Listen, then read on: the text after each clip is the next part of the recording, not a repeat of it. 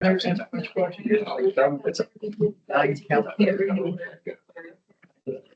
exciting. Thank you, sir. Quite stuff out. I spent quite a bit of time with you. I'm going to bring this meeting to order. Notice is hereby given of the regular meeting of the Galveston County Consolidated Drainage District on September 9th, 2025 at 6 p.m. at our district office here located at 1605 Whitaker Drive, Friendswood, Texas. I'm going to call the meeting to order, and the invocation of the pledge is going to be led by Mr. John White. Please rise. Hello, everyone. Would you pray with me? Heavenly Father, we thank you for this evening and for the opportunity to gather together as leaders and servants of our community. We acknowledge that every good gift comes from you, including the responsibility and the privilege of public service. We ask that your blessing upon the County Consolidated Drainage District and upon each official here, both city and county, who serves here. We pray that you would grant them wisdom in their discussions, clarity in their decisions, and unity in their work. We ask that their efforts would contribute to the safety, the well-being, and the flourishing of the people of this county. Protect this meeting from distraction or division, and instead guide it with fairness, integrity, and respect. As the rain falls and the waters rise, may this board's work reflect stewardship, foresight, and care for all of our neighbors. Lord, we commit this evening to you. May everything be done here to serve the good of our community and bring honor to your name. It's in Jesus' name that we pray. Amen. Go with me. I pledge allegiance to the flag of the United States of America and to the republic for which it stands, one nation, under God, indivisible, with liberty. Honor the protected flag. I pledge allegiance to thee, Texas, one state, under God, one and indivisible. John, let us know what's going on in the church. Anything new? We're getting our small groups back up. We are, we're going through a revitalization training fellowship. And so we're really excited, doing a lot of hard work, talking to a lot of people. Just looking at the ministry God's doing with our small groups and our kids ministry are thriving. So we ask you to come by and visit with us, pray for us. We're at 301 Leisure Lane over there on Holly Ranch. We're there at 10 a.m. You just keep us in your prayers. We keep you guys in our prayers. Yeah, John hosts a lot of prayer breakfasts for the community. I invite everybody who hasn't been to a prayer breakfast to please attend them. And they're really good for unification and keeping God in our lives and in this small community. So thanks for hosting this. Board of Directors report. Mr. Gibson. I don't have anything. Mr. Johnson. Yeah, really all I have is, I guess after Wayne showed up last time, I guess we've had some disparaging remarks about particularly Rusty. I don't think he looks anything like him myself. I think he looks more like Napoleon. But anyway, at least they didn't call you a sheep herder. That's really something to fight over. But anyway, they'd be passionate about this shit. It's kind of silly. They try these intimidation tactics. I can assure you, all that does is further steel our resolve to do the right thing. And we're not politicians. I don't know anybody. I've spent my own money to run for this madness. I don't take a fee. I don't take anything for this outfit other than a bunch of grief from people who, won't bother take the time to show us a little respect, get a permit. So I've been here a long time. A lot of these people are carpetbaggers. Okay, they came down here from somewhere else. All right, they don't hold the same values we do. And so we have one thing in mind, and that is to serve the people who elected us and to fix the flooding problem. And I think one of the biggest issues is we're dealing with old data. We don't have 100-year storms every 100 years. We have 100-year storms every year now. It's warmed up. I've been over the Atlantic. I've seen the glaciers retract, okay, Greenland and Iceland. I've seen them. I don't think we have anything to do with it. I think it's just a normal course of events that God controls. But it's definitely warming up. The seas are going to rise. It's going to be a continuing problem. I think we all should be together as a county, all the cities involved. We should go to the state and say, we need to rewrite these regs. It pains me when I've been told by experts that have mapped this area for years that detention and retention ponds help a very small geographic area. And we haven't changed our manual one bit. We, except for if you don't bother to get a permit and we come after you, you're going to pay those fees before you get a permit. That's the only thing we've changed in this manual. And it's because of one particular individual that chose not to do the right thing. The last thing I want to say is that I would like to go to the state of Texas as a coalition. I would like to put my arms around all of y'all and everybody. This is not a League City versus Friendswood versus Pearland problem. This is a Gulf Coast problem. We're all in this together. Okay. There's places that flood that are going to flood this year that didn't flood last year. We've already had it. So what I'd like to do is go to the state of Texas and say, we need to rewrite the standards. Okay. Just think of a world where you don't have to dig a detention pond. You can put houses on that site and they pay tax. And that's what I'm talking about, outside the box. And I think that's what's got everybody so stirred up is we're looking at outside the box. And I'm a recovering general contractor. Okay. I used to play that game. I paid politicians. All right. I paid to get the job done. And you know what? I had 3 kids to put through college. And if I didn't do the job, get the permit to do the job and get the job done, get paid, guess what? I didn't make the payroll. Okay. So I understand that part of it. But this is bigger than that. This is a lot bigger than that. I'm not going to bore you with this speech, but I'd like to go to the state of Texas and say, well, let's rewrite the regs. And let's take some of that money that, you know, David and Dick Weekly are giving you and everybody else. And let's figure out a way to take some of that money and put it towards something that'll fix this problem for all of us. And I keep pushing for this dike and these pumps, and that's going to fix the problem. I've been assured by experts. It's working in New Orleans.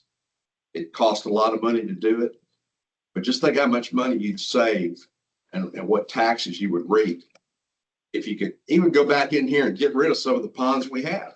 That it's possible. And people say, well, it's a big deal. You can't. You know what? We don't use can't. I've never used can't. I got an ass whipping when I was a kid if I use that word. Okay. So that's BS. Don't tell me we can't. What we can do is the more people we get together headed down that road, they quit thinking about themselves and start thinking about the problem and the people that suffer during these deals, the quicker we get it fixed. Anyway, thank y'all for listening. That's it, sir. Thank you. I had to write my stuff down so I didn't get off track. I want to thank you all for being here at this meeting tonight. It shows that this is an important issue to you. And we appreciate you being here and coming to see what we're doing so that way you know and you can spread that throughout the community to everybody. I want to remind you that in the last month, it has been very, very nasty on very, very, very many levels. This didn't just start a month ago because it started way back in January. But we are a fully elected board. First time in history of the Galveston County Consolidated Drainage District. First time. All the other ones before had appointees. Was that representing the citizens of Friendswood? I think not. Prior to this election, this last one in 2024, you had 3 appointees sitting on the board. 2 elected, 3 appointees. That's not a representation of this city at all. We shouldn't be doing that. So you have a fully elected board sitting here in front of you that is here for you.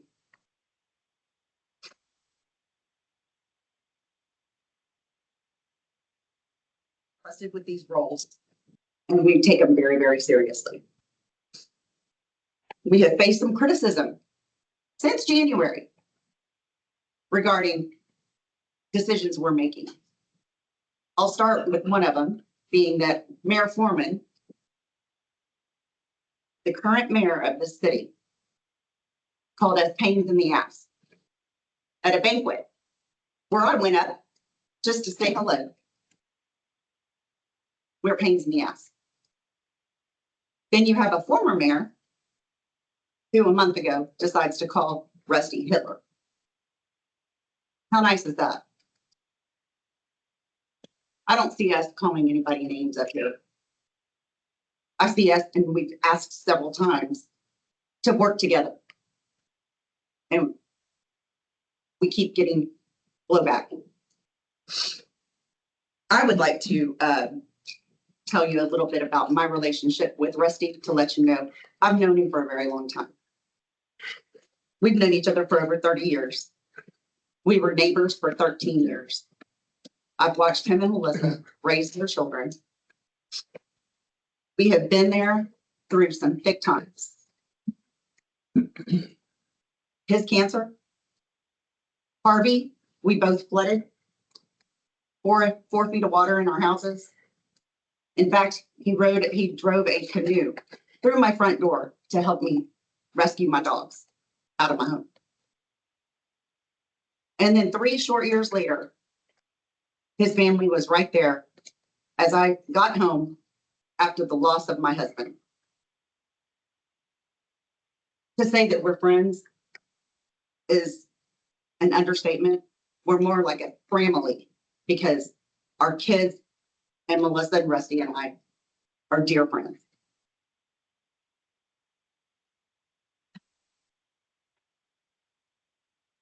It has disturbed me quite so much that people would talk bad about him, because that's a reflection of, they're talking about, if they're saying it about him, they're saying it about all of us. And we're here for y'all. We're here for y'all. That's it. I'm not a politician. I'm a mom who did PTO stuff, who helped my husband with his business. Still run the business now. I'm not a politician. It's a privilege to serve alongside these 4 gentlemen up here. They are playing a large part, all of us, in a bigger vision for this city. We have had our creeks overlooked for decades and decades. They haven't been taken care of.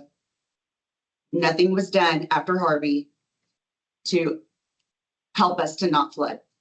And when our engineer, Scott, looks at me and says, you can't figure out a way to raise your house, you're going to flood again. I'm still in the same house that I was in 2017. That's not something a widow, solo parent wants to hear. Recent events as of last year with Beryl, a windstorm, 8 to 10 inches of rain, and we see a neighborhood that's underwater in the streets because of some compacting of dirt behind them. I think we need to really watch out for our citizens and not a special few that are here in the city. As we look ahead, I asked the city to allow the drainage district to do its job and the city to concentrate on fixing those sidewalks that citizens in this town have requested for years. I know one in particular who's requested since Harvey to have a sidewalk in front of her home in Falcon Ridge repaired. Because after Harvey, there were cars driving all over the road, things floating. Her sidewalk is not, she's not a young lady either. She's in her late 60s. I'd ask that the city just take care of our street. I'd ask that the city take care of making sure that the water runs to everybody's houses and that they pick up the garbage and let us worry about the creeks. Thank you so much. Thank you for being here today. I want to start off by thanking our staff. When it's weird, when you work with excellent people, it becomes an expectation. And instead of, you seem like, hey, you're doing good, whatever. You don't think about taking the time to say, you're doing a great job. Sam, you're doing a great job. Randy, Paige, Scott, and everyone on the board. You just get used to excellence. And it's like the accepted norm. But everywhere else in your life, it is not the accepted norm necessarily. So I just wanted to drive that home to everyone in attendance. Finally, ignoring the palaver, the noise, the territorial pissing, the disputes. I'll say this. Our fire chiefs and our police chiefs focus on public safety. Each focuses on a specific aspect, but they focus on public safety. Your fire chief doesn't, however, focus on sidewalks, and he doesn't focus on water quality. Your police chief doesn't focus on tree trimming and pest control because they have one thing in mind, public safety.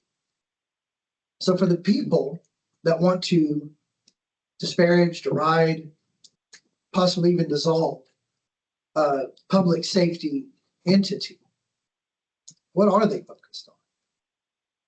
Why? What possible motivation that is above board, that is legitimate, would you seek to remove a fail-safe and a safeguard? So when people question the legitimacy of anything,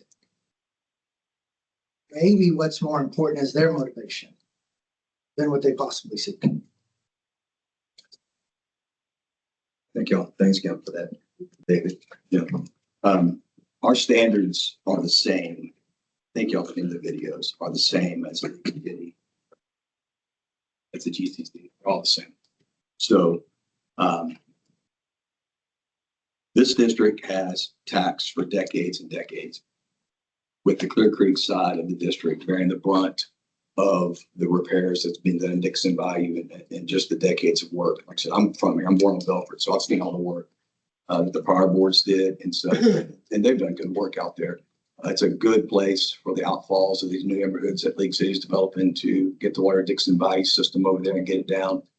I think Chase Carey down in Dickinson is a little bit nervous about it because it's been pretty efficient up in the headwaters. But finally, that side of the district's developing.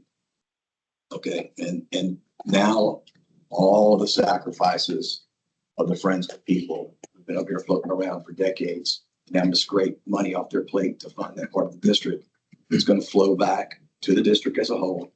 The district will take care of the whole entire district as it's had done for decades and decades. And we can get busy with elevated revenues and more money down the road as it develops. So for anybody to get on board with the disenfranchisement of the taxpayers that's financed this district for decades and decades is financial treason on the people of Friendswood. I want to make sure that hits home with everybody. The people of Friendswood have paid the bill. They deserve everything. It's like your NVIDIA stock or your freaking Nuveen freaking mutual funds you invested in for decades and decades, all your retirement. You know, the district's paid its dues, paid its money. Now it's going to come to bear, whether it's good or bad, the returns belong in the district because that's the people who have financed this district do all this work. So that's all I'm going to say about that. To try to cut the district back of our sovereign territory and disenfranchise the citizens of Friendswood is madness, and it doesn't work that way. What Dave is talking about is what I've talked about in another video is I'd love for the contractors, I'd love for the cities, I'd love for everybody to get on board with a big solution for once. It's hurting cats in this area. Get on board with a big solution so we can have developers and builders put more roofs on the ground and less mitigation. We're going to have another big storm. The standards are going to go up. It's going to be impossible. I talked to Scott about this today. It's going to make it really tough on developers. It's going to make it tough on people to buy new houses. It's going to drop costs through the roof. It's high time for everybody to come together and to work on these outdated waterways, these creeks, tributaries and stuff, get them to hold water at the lowest mean sea level. So we can have the development happen in a tax base for everybody to enjoy higher tax base, more services for the people, because the water is laying where it should lay and it gets to the Gulf. Is that easy? No. Is it expensive now for 50, 60 years of paralyzation? Absolutely. But it's the right way to go about this. Digging holes deep in the floodplain is not doing anything. Okay, it's not decreasing the water surface elevation for this area. We're too deep in the floodplain. Friendswood's really deep in the floodplain. So spending money on digging holes is a very, very difficult proposition to reduce the water surface elevation. It's going to come with conveyance. It needs to come with conveyance where we minimize downstream impacts and we all work together. It's going to take a really good effort and a good faith effort with all these people, and would fight each other about it. The last thing is the names and the personal attack. That's fine. I'm more concerned about the quality of the district as it's moved on, because the district, no matter the people who run the district has done good work, and it really has. It's done good work with a very, very low tax base. And outside of a couple of times, the district hasn't really, raised taxes that high. On occasions they have, but it's been pretty docile. It's $580 a year right now. And we're going to keep the no new revenue rate again this year for the second straight year. But that's a pretty low taxing entity for the quality of work that gets done here at this district. The staff is faithful. The guys in the back work hard. Our contractors work hard. They yield a really good product. But it is expensive. And I can't promise you I can hold taxes at zero forever, increase forever. But we'll do our best, and we'll always do honest work for the citizens. So with that said, I want to wrap it up, and I want to get to citizen comments. Benny, if you will, please give me the yes.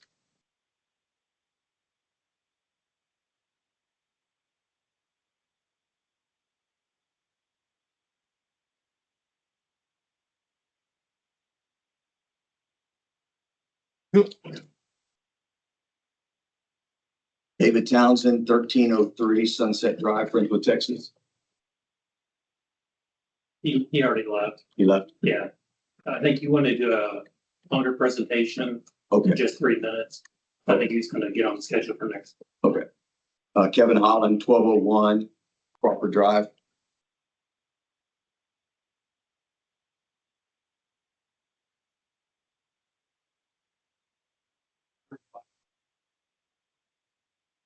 Seeing the videos.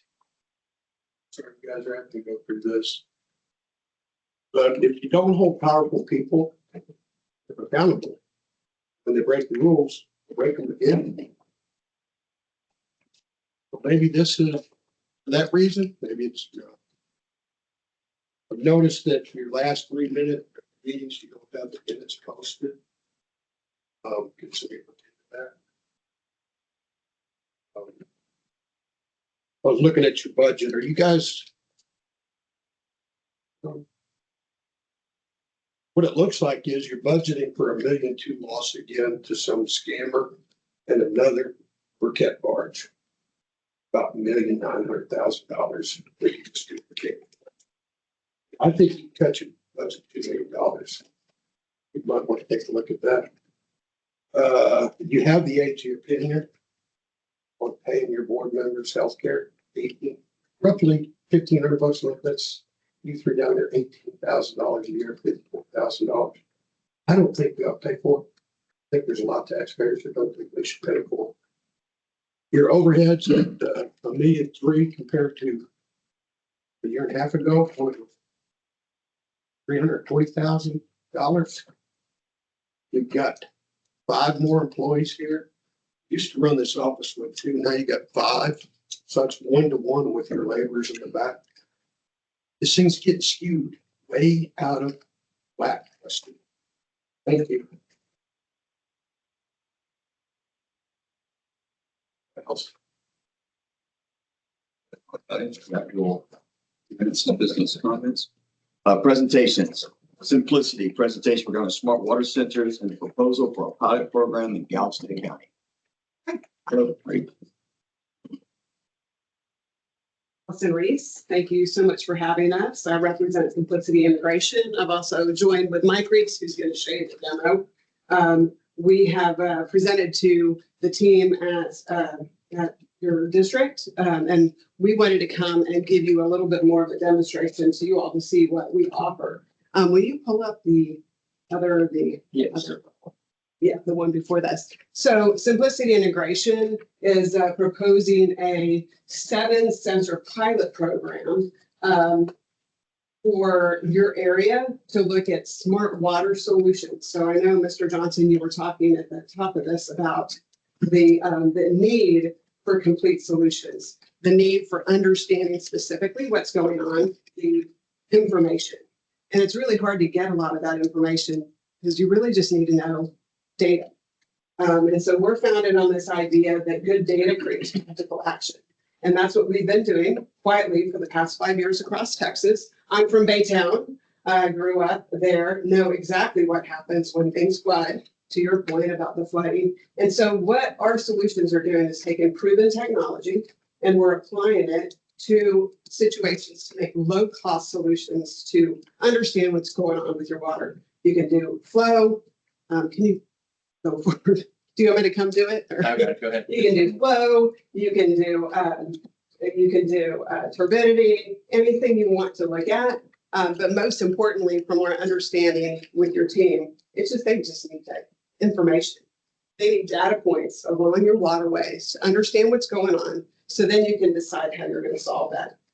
You can go to the next slide. Some of the things that we're doing is we are taking sensors and we're placing them down into manholes to understand what's going on in flooded streets, for instance. And in those kinds of applications, what we're learning is sometimes it's not about the drainage system. Maybe it's just about how the water is getting into the drainage system. Well, that solves the problem in a way that's very practical. And that's really what we're about. So we work with all sorts of municipalities. And what we're looking at really is integrating very seamless and easy to use applications. These are installed very easily. So in comparison to what you're kind of used to seeing with the Harris County applications, you're going to get the same information. However, as far as the installation, it's very simple, and that's in our name. We want to make this simple to install, simple to use, simple to get alerts to our citizens so we can understand what's going on. So you can flip. Yeah, so again, we bring it all together. Flip to that next slide. I'm just trying to go quickly for you. One more. So here's a picture, for instance. This is an example of, at the top of that screen is a sensor, Sandy Creek. It shows the real-time level. We add in there, what the, what kind of the reference point is for that. And then people can actually click into that and subscribe to alerts. So if that is getting into alert state and your folks are going to be the ones to figure out what that state is, then they're going to get an alert to their phone. They can get an alert to their email. Very simple. Again, that's what this is all about. In addition to that, you can, for those of us on this side of it, you're going to be able to really dig into the data, understand what's really going on. So you can see in that particular graph, that particular low water crossing was in potential flooding. You could really see how fast it was going on. And then what we're doing is taking that data and then looking at it holistically over time to understand, okay, what are the parameters, what's happening, so we can understand how to predict before it happens. So instead of saying it is in potential flooding, now it's in 20 minutes, this will be in potential flooding. In addition to that, once again, we're using that information to help us understand really practical solutions that could be cost effective for you and for your team. So we really just kind of want to get to a demo. You can go to the next slide. just some of the people that we work with, we really put together complete solutions. So instead of it being about hardware, this is about everything that you need to solve the challenge. So when we talk to Randy, when we talk to Scott, we really understand, here's what the challenges are, we think. We want to get more information on that. And then we're going to put together the right solution that need. We're proposing doing 7 to begin with. We're looking at radar and we're looking at pressure. And I think Mike can kind of show you what that demonstration is. I think when we came the last time, this was the point at which you guys said, you need to see this. And Mike can kind of explain the technology a little bit better as well. Okay, so for flood measurement, this is a little bit unconventional. I think if you look at a traditional stream gauge or flood gauge, you're driving down a road, you see a large box on the side of the road, looks like a metal outhouse with antennas and wires. They've been around for many, many years, but it's a different approach. It's the way that they've done business for many, many years. What we've done in our group is bring 30 years of industrial automation experience and saying, maybe there's a different way of doing this. And what we have here is 2 technologies, just measurement technologies. One of them here is a pressure transducer. I don't know if anybody's heard about a pressure transducer, what a pressure sensor is. But it basically is, if 1 atmosphere of salt water is, 33 feet of salt water is 1 atmosphere. So basically, you can measure level based on pressure. And so what we do is submerge a pressure transducer in water. It actually measures the inches of water height is one method that we can use to measure water. The other is using something that's called a through-air radar. Now, there's not one perfect technology. Radar is great. It's non-contact, but you can't install them everywhere. It's great to install on a bridge. But if you have a levee or ravine, you can't put a radar there unless you're putting a big pole in the middle of it. But so we really were trying to find and match the right technology for what the application is. And what's different is these technologies have been commonly used for level measurement, even in flooding. What's unique is we're using something that's more or less compared to IoT or Internet of Things. What this is the best way to describe it is gateway. And what you just saw is the light turn on, which is kind of a demonstration of IoT. Essentially, so, Expression was priceless. so Here, I'll pick it up for you. You got it. yeah, there's Trying battery. to keep it out of the way, but there you go. So that was just a simple demonstration. So what we have is these are cloud-based systems that are taking measurements. There's a brain in here, and basically what it's doing is it's monitoring and looking for a level, and it has an alarm threshold. And right now this thing is set for about 7 inches. So when it sees 7 inches of water, it's going to send, it's basically going to call into the cloud, the portal. It's going to send an alarm. And what it can also do is it can send a text message. It can open a barrier. It can turn on a light. So this is more or less how we used to alert citizens. The nice thing about this technology is it's all battery operated. We can say it's real time, but what we do is we monitor about every 2 to 5 minutes. You have like a 5 to 7 year battery life, but you're looking at something that is less than a $10,000 device. It's certainly less than 30,000. The other thing is, the need for flood sensors is great. And the problem is the current systems are very expensive. They also have to wire in the field. What we're doing is basically taking this technology, integrating this thing where if you can install a street sign, you can install a flood sensor. And so whenever you look at these units, they're all integrated. There's no wiring. It's all prepackaged. You install the sensor wherever it's at. It has a GPS. It locates the sensor, location, and everything can be configured remotely from the cloud. And Mike, I want to say something also. So my name's Mike Carroll, George. I'm the Chief Sales and Marketing Officer for Simplicity Integration. I think the strength of these relationships represents, I guess, what I would call opportunities for all of us. A little company up in Austin called Round Rock called Dell, in the big development of smart cities. They wanted to work with us. We have a big contract between them, USGS, to retrofit 10,000 sensors across the country. So we're working with some incredibly smart people, very talented people. We actually brought a gentleman with us from Mariota. He's one of our strategic partners who handles satellite technology. We are absolutely on the cutting edge. We're partnering with the right people, but we are absolutely lean and mean operation. Because everything has got to be affordable, it's got to be fast, and it's got to be simple. So yeah, to finish up on that, just so you all understand, we're talking at first about seven sensors in strategic locations, and we've already, and I think there's a proposal out there in some areas around the area to get started on this. Once that's successful, I know we've already talked to Samantha about some of the opportunities with the entire county to the comments you all were making at the beginning of this meeting to work together. Our goal, of course, everybody is all about sirens, right? Sirens and, oh, we need to have these things happen. Well, a siren is no different than that light blinking. But the reality is something had to happen. Something had to trigger that for that to happen. And we have to have those all over to understand what's really going on, not only from a safety perspective, but also from a drainage perspective, from saving property and damage. And we can do that with our turnkey solutions. We really feel like we are providing municipalities, low water crossings, so county commissioners, and then also real estate developers. We're really doing a lot with conservation.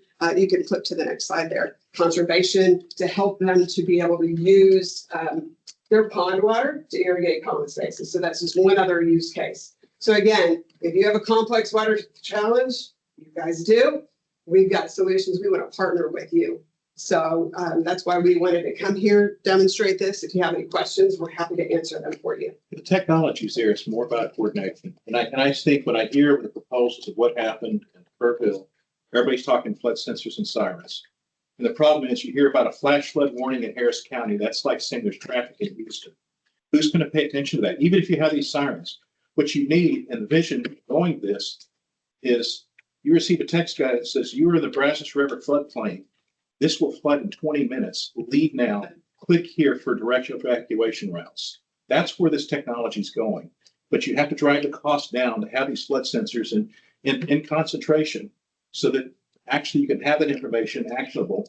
And we're one small piece of that, working with Dell with smart cities, working with the set of companies, having where it have the capability that if you have a house in a floodplain area, it can actually send you working with the cell phone, the alarm companies to give them an alert that there's a flood and you need to get out of the house.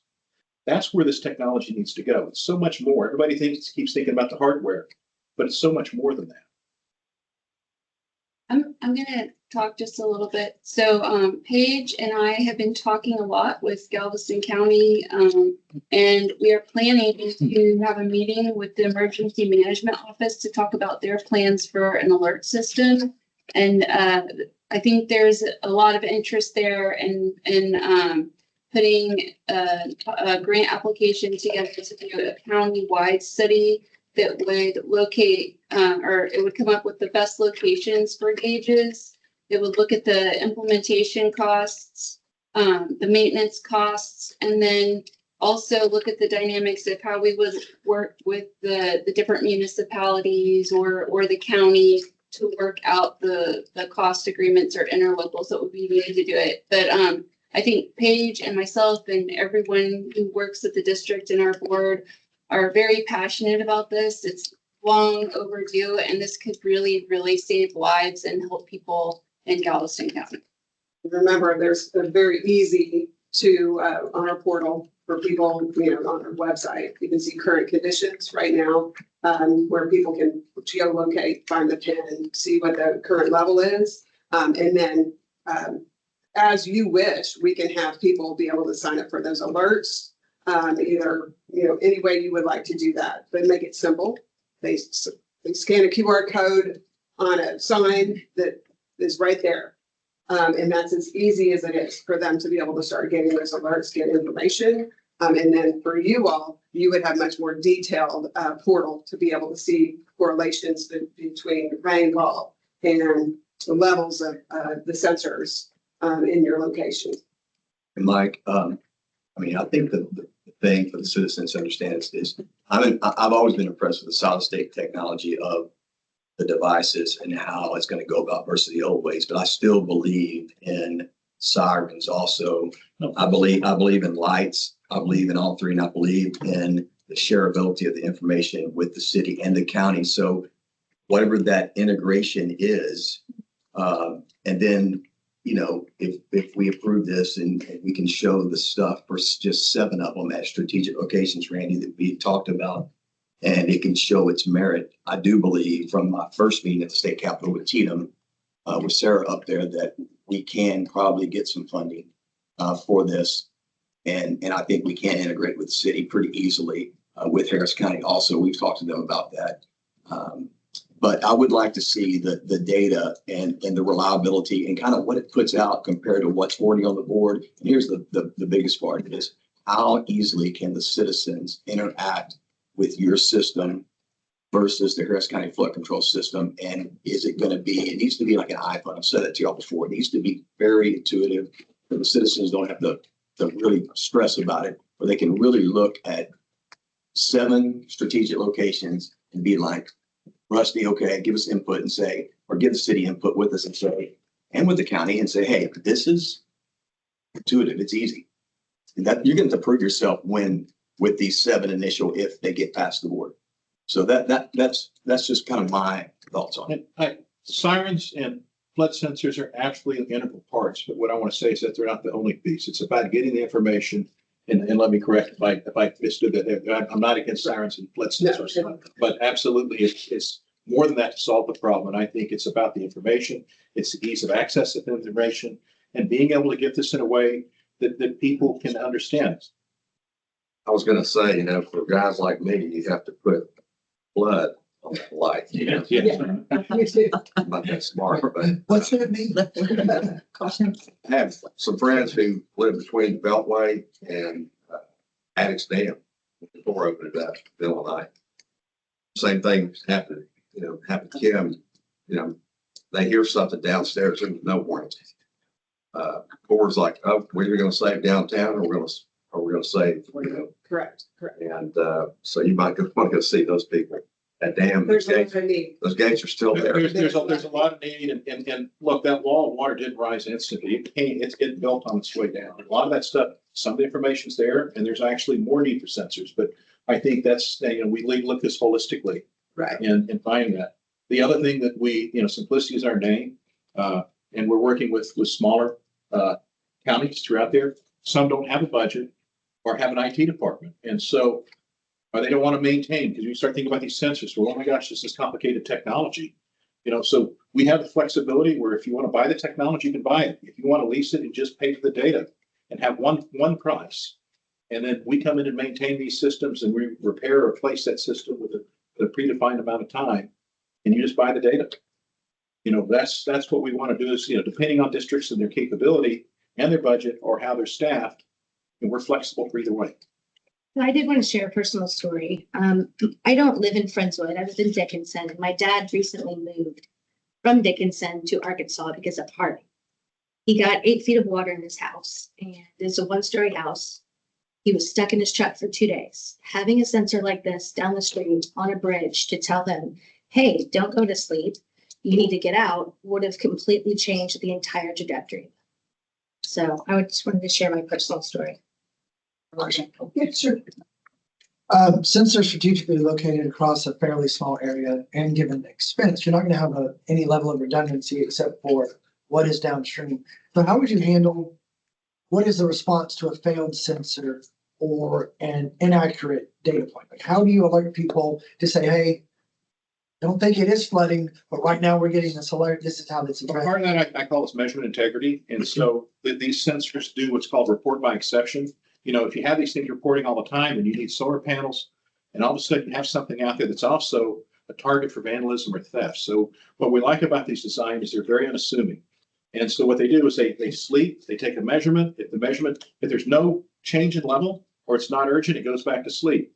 But it does have something called report by exception. So it actually calls in on a predetermined amount of time, once every 15 minutes, once an hour, it's pre-configured, and it reports in. If the cloud looks and sees it fails to report in once, or it's in twice, all of a sudden, boom, there's an issue with this sensor. I can't trust it.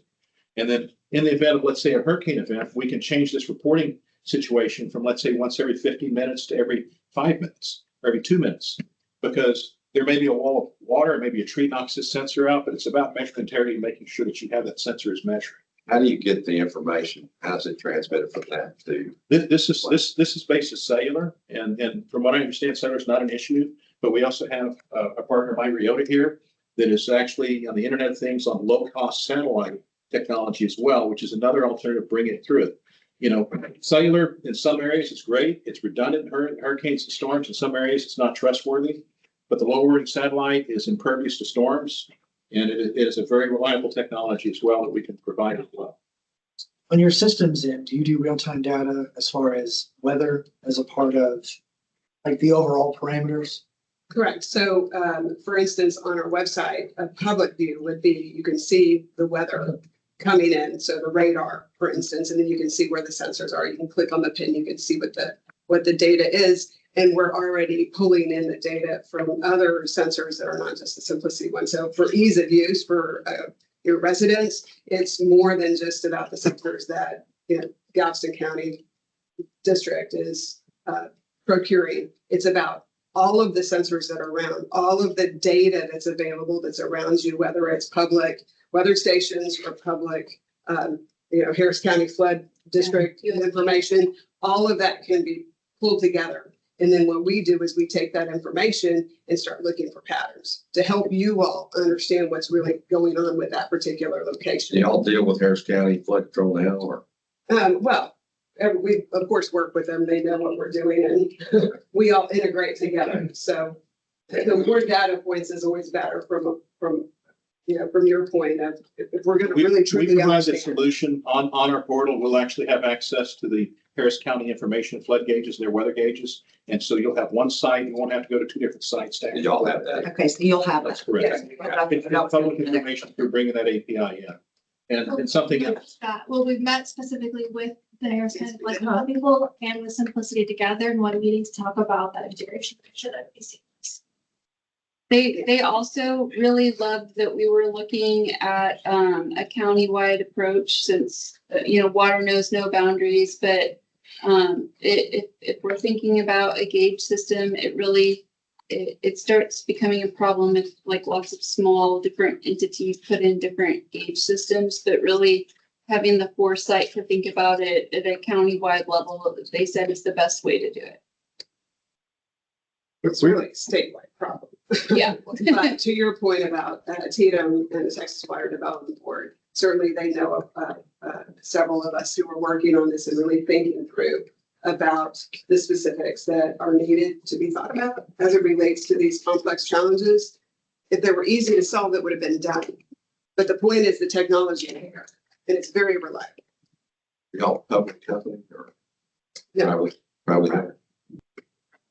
On whether they're leased or owned, they're still a part of the integrated system. Absolutely. And you're going to get the same service from us and the same data. Sure. Unlike a hardware provider, I mean, what you see is what you get. But we're talking what we can do today. But we're finalizing a negotiation on a contract actually this week. We're going to be investing over $500,000 in our portal to advance and bring in artificial intelligence and using that capability to a lot of these advanced diagnostics. And that's not what we have today. But I can tell you in 6 months to 9 months down the road, you're going to see, much expanded capability of what you're going to have. And it's going to be reverse compatible with sensors and technology you have here. So. Characterize this as a pilot. Yes, the 7 sensors would be a pilot to begin with. Pilot for what? For a program that's system-wide to understand what's going on in this area with the Galveston County. as well. Countywide. If I may, the goal is to work with the Commissioners Court and the other districts and other cities to make it a countywide program that's accessible to everyone. What I heard is I think it's a significant upgrade from Harris County Flood Control monitoring because that's personal and reactive instead of proactive from the sensor team. But I would like one of the test systems to be on Dickinson Bound. If you deploy 360 sensors like Harris County, you're not going to have $3.7 million budget to operate them. I can tell you that. Yeah, that's when the maintenance cost of these is significantly less, Yeah. which is really exciting. $250 a year. Correct. So there's no moving parts really in that gizmo.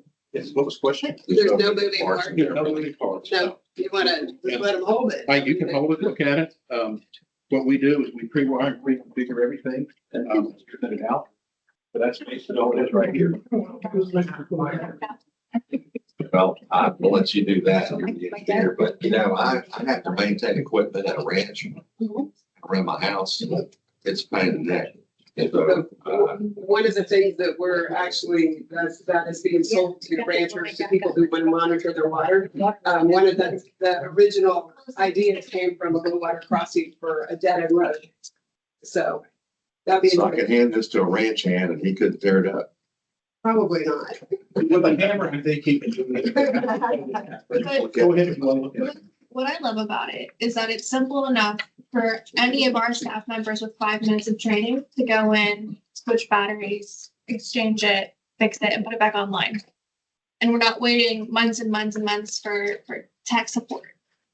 That's the whole thing. If you look at traditional stream gauges, there's a large panel with conduit cables and parts. And for somebody to go out there, they're going to have to go out and troubleshoot this thing and rewire it. Our thing, if there's something wrong with that radar, you unbolt it, you pull it out, you put another one back in its place, and you take it back to a field office, you send it back for repair or troubleshooting. So the main thing is, when you look at a deployment on this thing, when we do these on a head wall or a bridge, you're looking at less than an hour install. Typically, you're drilling an anchor bolts for the bracket, and that's what takes the most amount of time. Think of those Colorado River Authority boxes. That's how I picture a signal. They're huge. There's a couple other, no. I was just gonna say, go to. Well, thank you. We're gonna be, but I appreciate Yeah, it. you're welcome. Yeah, we can certainly share more pictures with you, but. Thank you. Thank you very much. You're welcome. Granicus presentation, strategic recommendations on the digital transformational process for the district.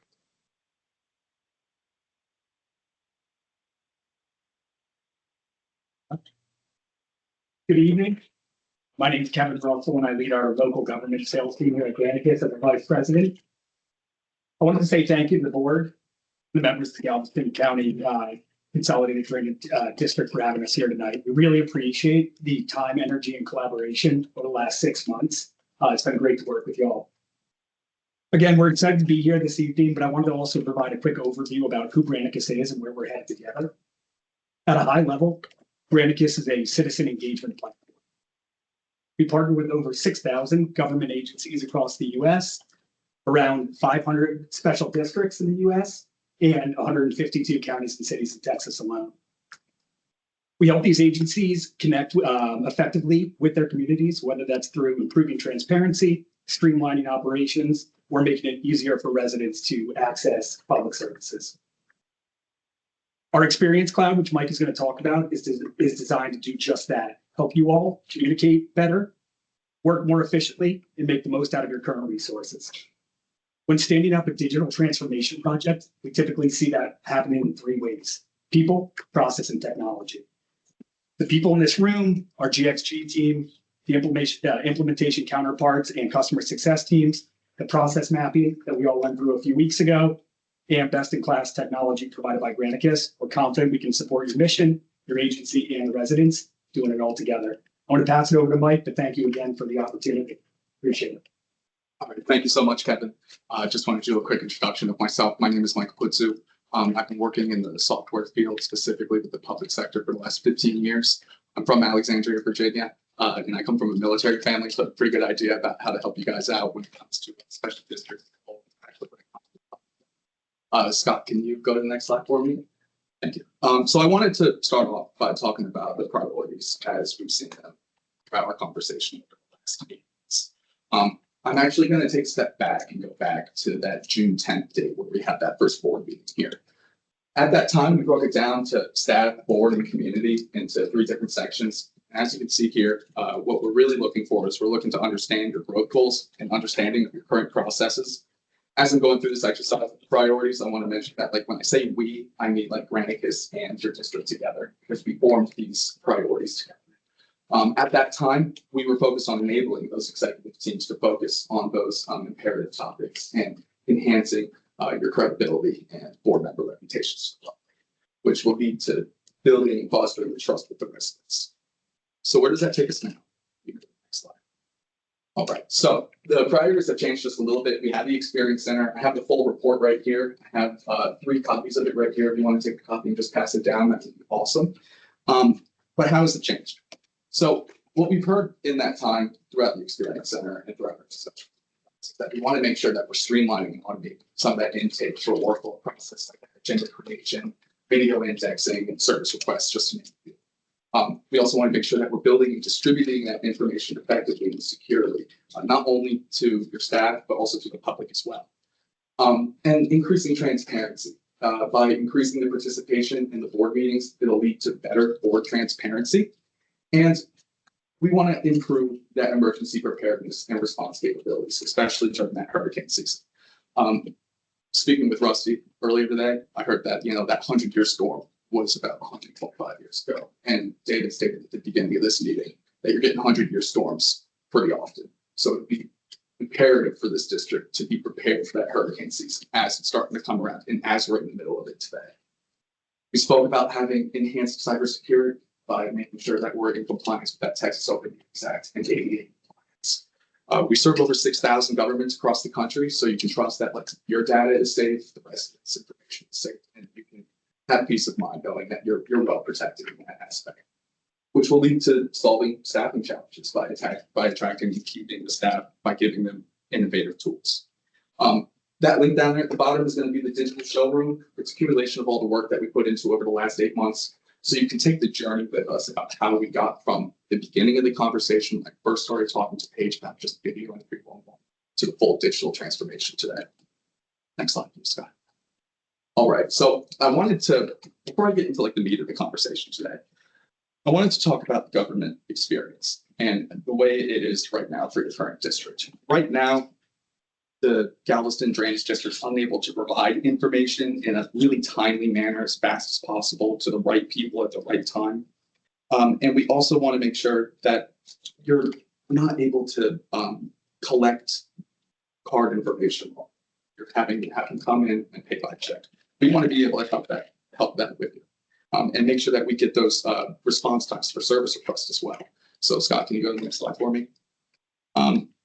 So what are we looking into and what are we going to see in the future? We're going to look for a full customer experience. That means alerts, receiving those card payments online, and working with the community hand in hand on service requests, all while maintaining that whole relationship with your community and growing it faster and better than ever. I'm going to do the rehearsal. I'm going to talk about your staff and what your staff is currently doing and what is going to look like for Angus. Right now, Paige and your staff, they have multiple roles and they're wearing multiple. And it's really hard to maintain all of those different roles and things that they have to do with manual and outdated systems. It's going to lead to them feeling really overwhelmed and pushing those high priority tasks to the side while they have to do this duty to respond to everybody within the community. So if you can go next slide, Scott. All right, thank you so much.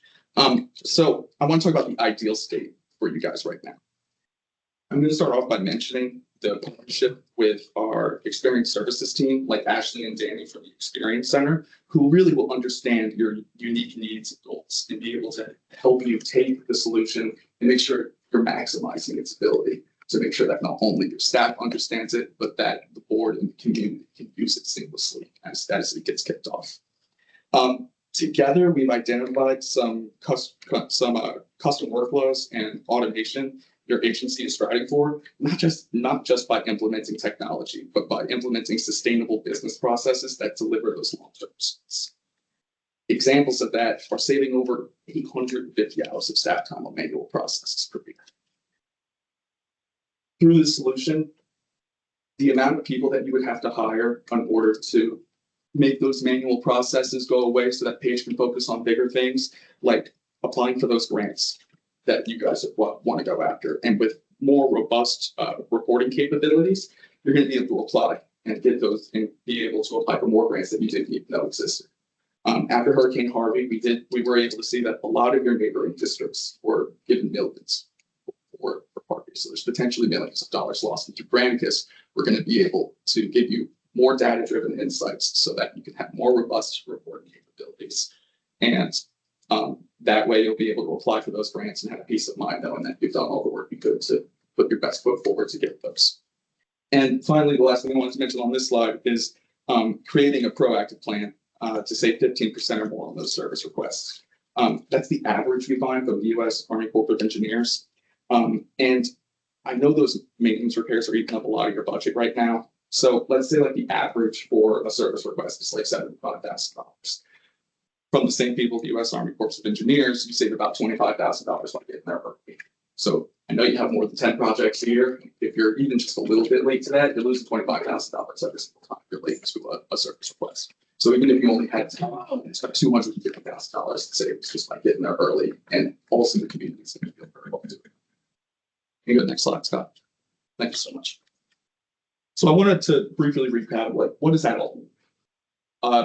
The Granicus Experience Platform, the only end-to-end solution that directly addresses your operational efficiencies and custom workflows, ensuring greater transparency between you and the public. We find that over 80% of special districts feel like they don't have the tools to do their role. By partnering with us, they saw higher engagement, better service delivery, and operational gains. I wanted to shortly mention that Tyler, Texas uses us for engagement for communications and sentiment, agenda creation tools to save time, and a website to host their content and keep the public informed in one place. It's just a brief example of who we have in the area. We do it pretty good. Yeah, also, I wanted to mention that receiving a complete engagement. So what you're looking at right now is everything that's included in the solution design to get you guys from your current state to that full digital transformation. What's included in that is receiving an engagement system with custom communication and sentiment. We do pride ourselves on a 98% deliverability rate. So you know that when you send a message, it's going to get to the right people at the right time, in the right place, and in the right way. And included with that is also going to be a website content management system, which will help you with internal and external workflow management. And this goes hand in hand with the service request that I just spoke a little bit about. We also have the video streaming and indexing, making your roles more transparent and trustworthy to the public, not just right away, but over time. And then finally, I wanted to mention the agenda management system that will be able to save you guys countless hours on board meetings to focus on those more important items. Before I hand it off to Michelle, I wanted to mention again that expertise and hands-on human-centered approach to give you the best experience possible. Through our digital services team, like the one you met at the Experience Center, we're going to work with you hand in hand to make sure that you guys get to the desired outcomes that we've set with Paige, with you guys as well. Michelle, please feel free to show them what the commitment looks like. Thanks, I appreciate it. Thank you all for having us here today. It's wonderful to be back. I've been working with you since February, March, when Paige first reached out and said, I need a video transparency tool. My community deserves to hear what the board is talking about, the ideas and the collaboration and the leadership that we want to provide to the region to protect our residents needs to be spread far and wide, as loud as we can get it. And we said, you've called the right place. I'm a city planner with over 20 years of experience. I've spent my career in local government. My mom was a city engineer and I grew up underneath the drafting table.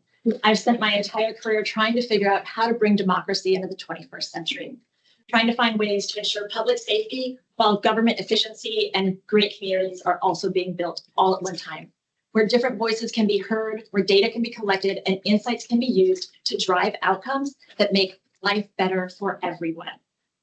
So what does that actually look like? Next slide. Mike did a great job outlining what we're proposing, why we're proposing it, and the outcomes that you're going to achieve. Those are your outcomes.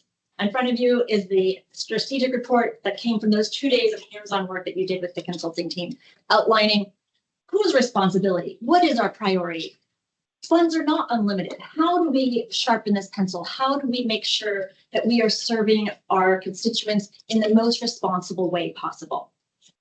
And that's what we propose. We work closely with you and your team, and also with the folks back at Granicus to propose the best solution for you at the best possible price, knowing that it's not just software, it's also people and process and technology coming together to drive the results that you're after. Shown on the slide is what this can look like. We've envisioned a quick start for you, knowing that every day you are losing opportunity costs. The more time staff is spending being interrupted while trying to do strategic decision-making or reaching out for that regional collaboration has direct cost to you, not just the hourly costs, but the lack of that strategic leadership that you seek so badly for the region to ensure the safety of everyone that you serve. Shown on the slide, we've focused on some quick wins. So starting immediately beginning of October, as soon as possible, with focusing on video transparency, getting these meetings broadcast in a way that is ADA compliant, that has video indexing that's tied to the agenda, and so that you're never waiting for those meeting minutes, that it's all part of an automated workflow that takes the burden away from your staff and delivers the immediacy that your public is requesting in the what did the board say? What did they vote on? How did it sound? And the ability to click through that without necessarily listening to 4 hours on YouTube and kind of 2x the speed to the right moment. Next, the service request implementation would also start at that beginning point. And this is that 311, see, click, fix type of technique. I'm out in my driveway, I see a downed tree, I hit the button, I make a complaint or raise an issue, it gets routed to the direct person without the sticky notes and Excel spreadsheets that are seen often as an administrative burden. When in the moment, I need to get out there and pull the car out of the creek. I don't have time to write this down. There's a car in the creek. Right?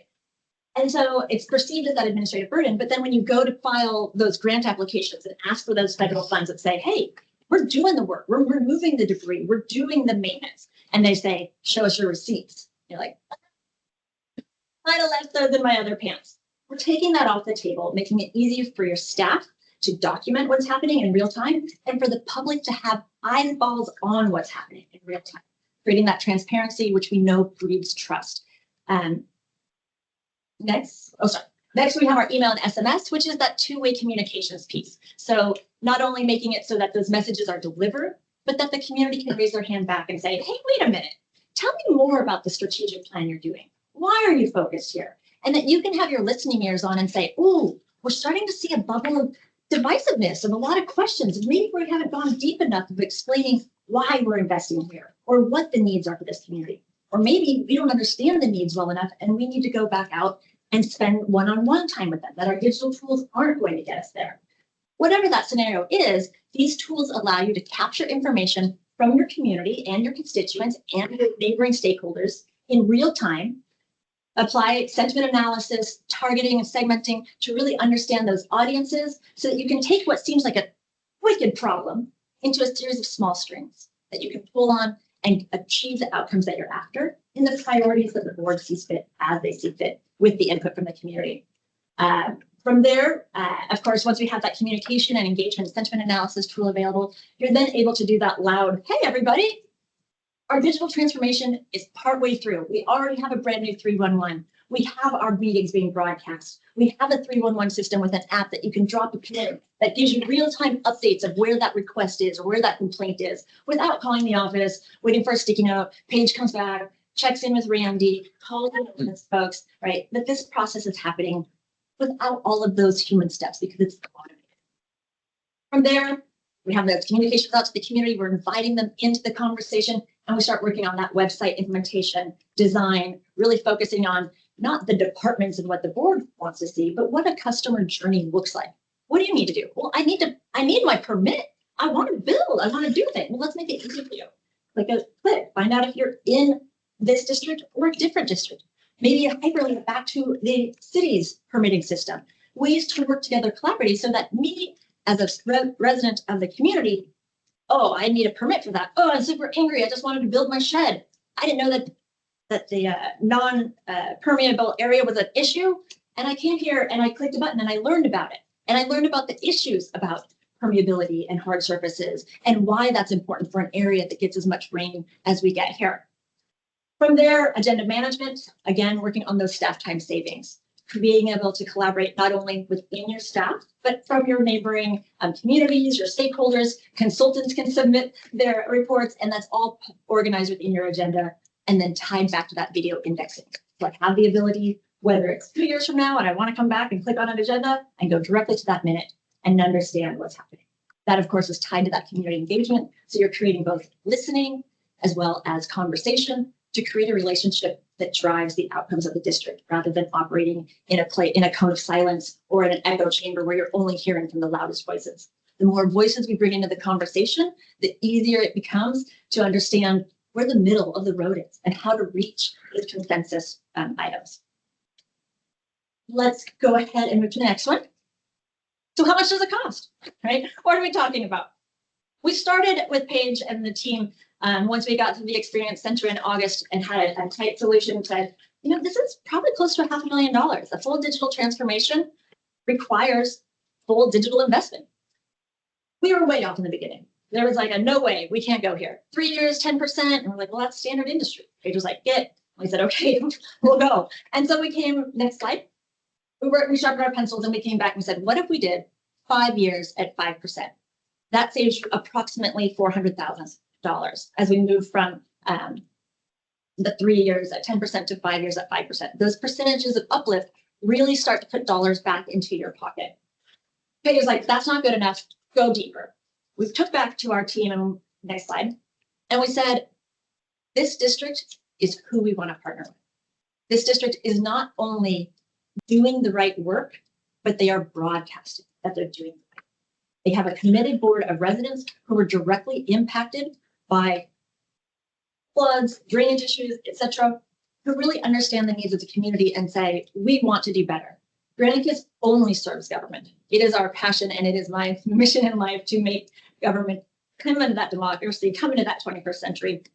And so we went to our leadership and we said, we've got to do better. We cannot come back to them with a $500,000 price tag. We can't do it at 7%.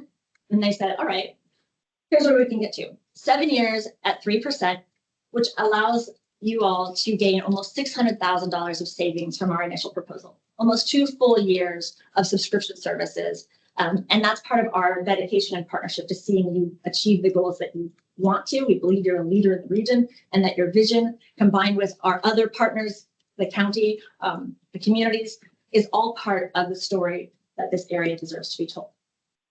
I'm gonna go on one more, and I promise I'll give you a chance to come in and ask questions. So one more slide. What this looks like in real terms is not a, hey, write us a check, we're out of here. It's, we're here to partner with you. First year, you're looking at that initial payment of about $304,000, which includes part of your one-time fees as well as the beginning of the annual subscription. We go milestone payments from there. So as we implement and train and onboard design work, we have a milestone payment when you're about 70% there. And then when you are finally complete with implementation and training, there's the final payment there. Last slide. Our goal for you is to be able to have those headlines that you envisioned in August. Big investment saves lives. Modernization of the district leads the way in the Gulf Coast region. Interactive citizen tools and real-time data saves lives in historic flooding event. The drawing here is, of course, what was on this door here earlier this month or last month. We had several others. This is, of course, the screen capture. All of this information is available in the digital showroom. And that concludes our presentation. We're here to answer any questions. I'll start. Go for it. So back on page 2. So page 2, you were talking about grants. Yes. And you were talking about Tyler. So on Tyler, the Venn diagram of things that are creepy, that will kill you in your sleep and you need to pay attention to, the Sabine River rising in the middle of the night is a persistent, creepy thing that will kill you because you're not paying attention.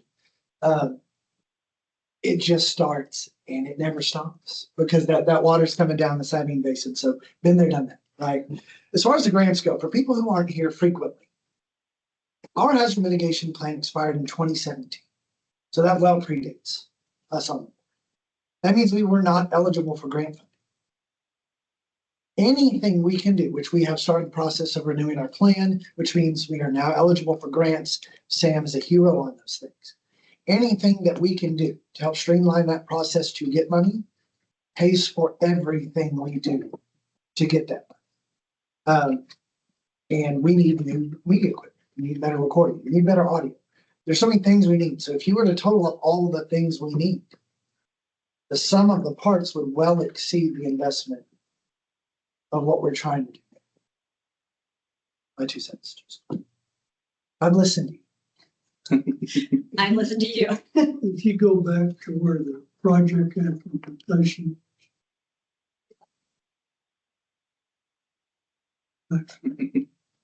Yeah. Each one of those standalone. They could be.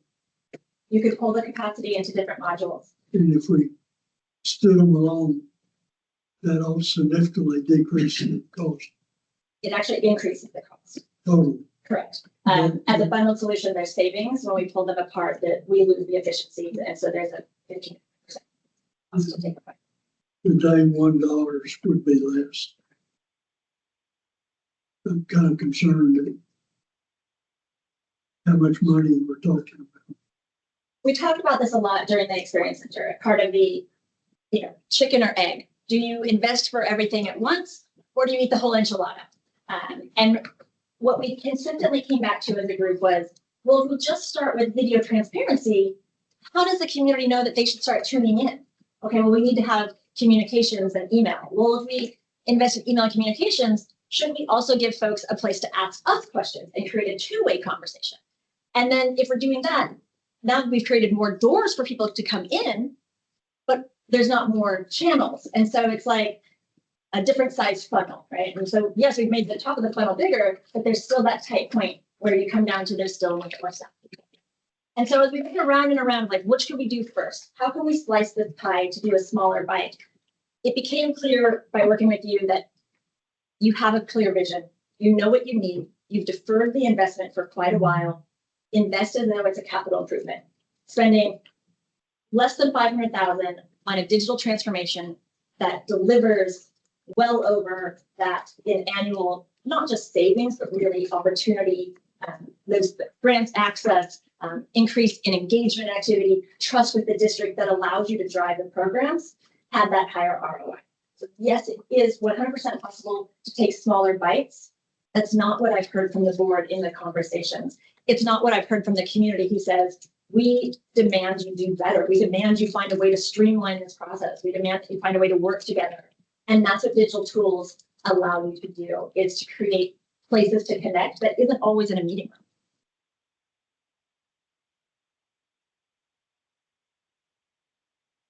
I like the milestone part, I'm the kind of guy I like to be hired. I used to tell people, hey, hire me, give me 90 days. Right. At the end of 90 days, either fire me or give me a raise. Yep. And so I like, Herb Kelleher, been, Southwest Airlines and, Gordon Bethune built United Airlines by rewarding performance. That's how we From were. a business standpoint, I really like that. Is this your best and final? Is this the best y'all can do? This is our recommendation. It is, as far as the full solution, our best and final. We did bring the people, you could see Yes. I grabbed that Yankee from Alexander. Wow. Hey, when I'm gonna brand new, Randy's gonna help. I'm gonna brand new, Randy's gonna work on But there are different ways to slice it, but as far as the page, working with Paige, understanding that this was a partnership, it wasn't about just giving you a low first time cost. It was what's the total value of this contract? How do we amortize it over time? Where do we see that return? And that return really starts to happen after year 3, where it takes a little while to get that tech and learning the muscle and having your community engaged. It pains me to look at these numbers, I gotta tell you. Hey, I'm driving an 8-year-old truck, okay, which is fine. It just pains me because I'm a taxpayer. We're all taxpayers. So sometimes I wonder on some of this kind of stuff if we aren't trying to hit a fly with a sledgehammer. But we are a public entity. I think we are coming out of the dark ages. I guess maybe I'm a little overwhelmed with the capability. Certainly want The new panel. Yeah. Yeah, we got up to the people. This is big for me. Talk about who around here uses y'all's stuff. Does League City use it? They use it for meeting management. And The county? Harris County has multiple. Does Friendswood use it? I'm looking at Mike to confirm which solution. But does League City use the whole suite or what are they using? They're using the video streaming and agenda management. And the indexing? Correct, that's a video streaming component. Okay. The county? Multiple departments in the county using multiple different tools, not the full cloud. Does it integrate does Granicus integrate with the county and would it integrate with the cities in our district and the county?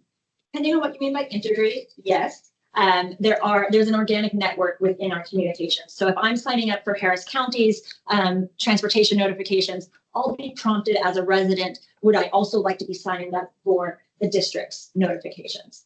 And in reverse. So for every one resident that you're getting through your campaign or pulling in, they came to your website to sign up, you're getting 4 or more from the network of subscribers that Granicus has. And that's part of the value of our communications system.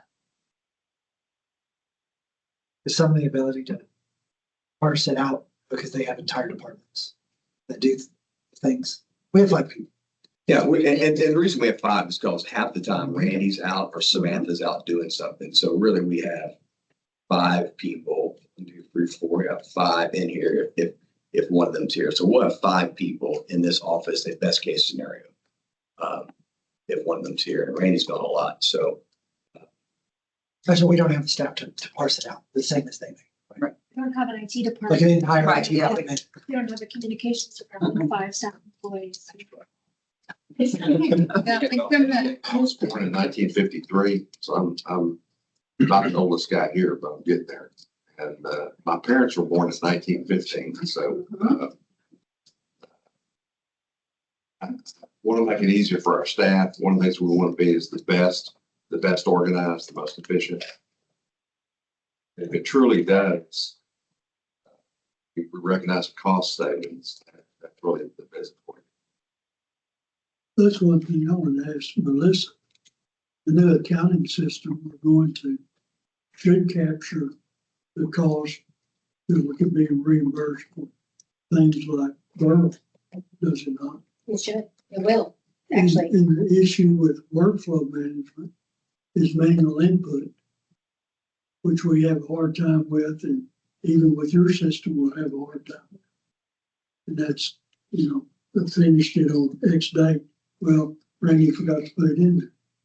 So Randy would get prompted by many emails saying, hey, have you done this? Have you been updated? Without anyone reminding to remember to update. So Jim, I did ask that when we had that meeting here, that workshop here, I was worried about that also are we just adding a pretty bow on different steps? Yeah. And a lot of the things Michelle said was a lot of it was automated that we set up for that.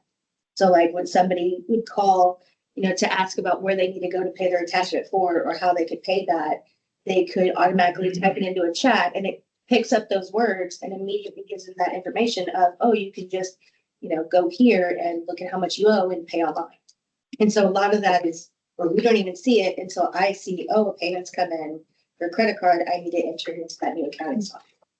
I guess where I am right now is I'd like to see us go ahead with video streaming and indexing and agenda management because we don't have any parallel system that might cover that and see where the rest falls out. I think with the increased day staff, office stuff that we have, a lot of these things can be worked out. I know you don't like the pasties, but can be worked out on a spreadsheet and each paper ran chemical plants or sheet of paper, so it can be done. I have a question. From what you're talking about, and like, let's say the automation and what you're saying for the workflows, doesn't it automatically contact Randy when someone drops a pen and says there's a car in the street? So you all set that up, and if, depending on what the public might be asking, it might route to Randy, it might route to you, it might route to Paige. And it may even give us a self-contained answer, a knowledge base of questions, so that when folks do reach you, they are informed and are asking. So I guess the difference with you, Jim, is how quickly do you want something to be taken care of? Because like right now, somebody could call, Randy can answer the phone, write it down on a piece of paper, like she was saying, wait for Randy to come back from the field or text him that he's, knee deep in mud. And then it won't get to it till the next day. Whereas he could get the pen, look at it while he's in the field and go, oh, okay, I can drive right down the street. I can take care of that, no problem. So I'll add to that, like with this system, because of all the service requests that it's tracking, it's going to be tracking time in specific areas. So instead of me having to pull a Randy and Melissa to spend hours pulling, okay, well, we spent this much money on this area of the creek over the last 5 years, and then Randy pulling pictures and project reports and daily write-ups. It's all there, so it saves an immense amount of time. You could index your accounting system to take care of that. Well, not just that, but like what she's talking about, like is if they have a tablet and they can then log how much time they spent on this, what equipment they used for depreciation or whatever. So that when she goes to pull those grants for, new mini excavator, we can say, okay, well, we can show proof. This is how much time we've used on it for this specific project to get that grant. My hang up on that is we have 10 a month versus 10 a day. If we have 10 a day, yeah, I understand. Yeah. 10 a month, no, I don't understand. Makes sense. Jim, you mind if I engage? Jimbo? So, one of the things I had talked a lot about when I started, we don't have a field service management tool to track and aggregate the data of where we've worked, what we've done. We talked about, you got your tab. You take a picture when you get there, you've got it GIS located. This is what I needed to do. Take a picture when you're done. This is what was done. We assess a value to that. And then now that we can apply for grant reimbursement, we apply for grant reimbursement, right? So if that's already an integrated tool of the overall process, then that speeds that up that much more. My big deal is, I think for every grant dollar we get, we have proven the reason we're doing everything we're doing, right? If we get 1.5 million in grant reimbursement, and I think that's low for a lot of what we do, that pays for every step of advancement, expansion, and modernization in one fell swoop. And I just wanted to add to what you were, discussing. What you're also buying into is $250,000 a year. Or well, the year over year was, I don't have that. Which works out to less than $9 a resident per year. What, I'll use an aviation example. Southwest years ago, when GPS came along and they could just give you direct to a fix. Southwest had the FMS as flight management systems in there, but they didn't enable that. Matter of fact, they put a little guard over it so the pilots couldn't get to it. But once they figured out how much fuel it would save them going direct instead of being vector or doing a route, okay. Of course, the pilots figured out that they could use a little screwdriver to get everything in there. But they never would say, they'd say we're radar vector equipped, right? Okay. But Southwest figured out how much fuel it saved them over a period of time. It's like the winglets too. They put the winglets on there. They're not just to look good. There's an 8% increase in efficiency, which you can imagine how much fuel they burn. I guess that's what I'm kind of getting to.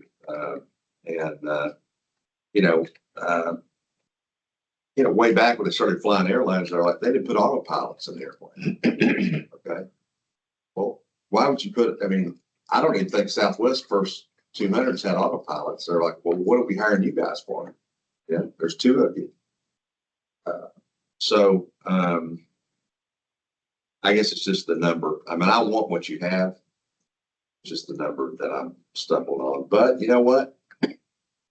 Like having our ducks in a row, Sam goes after the grant money. You have the historical data. Boom. What did we miss? $700,000 Oh, from, barrels. it was over $1 million that we missed. So then I guess we hire you and then we pray for a catastrophe. Yeah, we're not gonna do it. Sorry, Lord. Just kidding. I agree with you, Dave, but Just send that. I don't know what that information is available. Maybe I should just come in here, like Rusty, and just crack the whip on you girls and make y'all, guys, make you just got to work harder. That's all. This is one of the reasons Spending why. too much money on air conditioning here. Michelle, what's the out? What's the out if it didn't pay off and we don't get the grant money and the people don't, if Sam doesn't get $1.5 million or $2 million or $3 million, of course, if she gets $2 or $3 million, nobody's going to say a word. Let's say she doesn't. Let's say we hit year one and she hasn't, nothing's happening. If you call it year one and you say, we didn't get the ROI we were expecting, I would say, you probably haven't tried it long enough. Right? At year one, you're just going to be off your training. Honestly, you probably with your training because you have had maybe 6 months of using the full thing. So the benefits aren't completely there. And I'd be like, Rusty, you gotta keep trying. Let's double down on the campaigns. Let's get the information out there. Let's make sure people know to use your 311 system, to know that your website has information for them, to not call the front desk for it where they can get information on their phone at midnight. If you come back 6 months after that or at the year 2 renewal and you're like, no, liars, none of this works. It's a pretty bow on a piece of tech. That's going to be a conversation we definitely want to have. It's a renewable contract. So depending on what final contract language we have, there are options to say we're not going to renew. Right? You give us that 90 days notice and you don't renew. And you go back to sticky notes and What was that? For cause notice or this?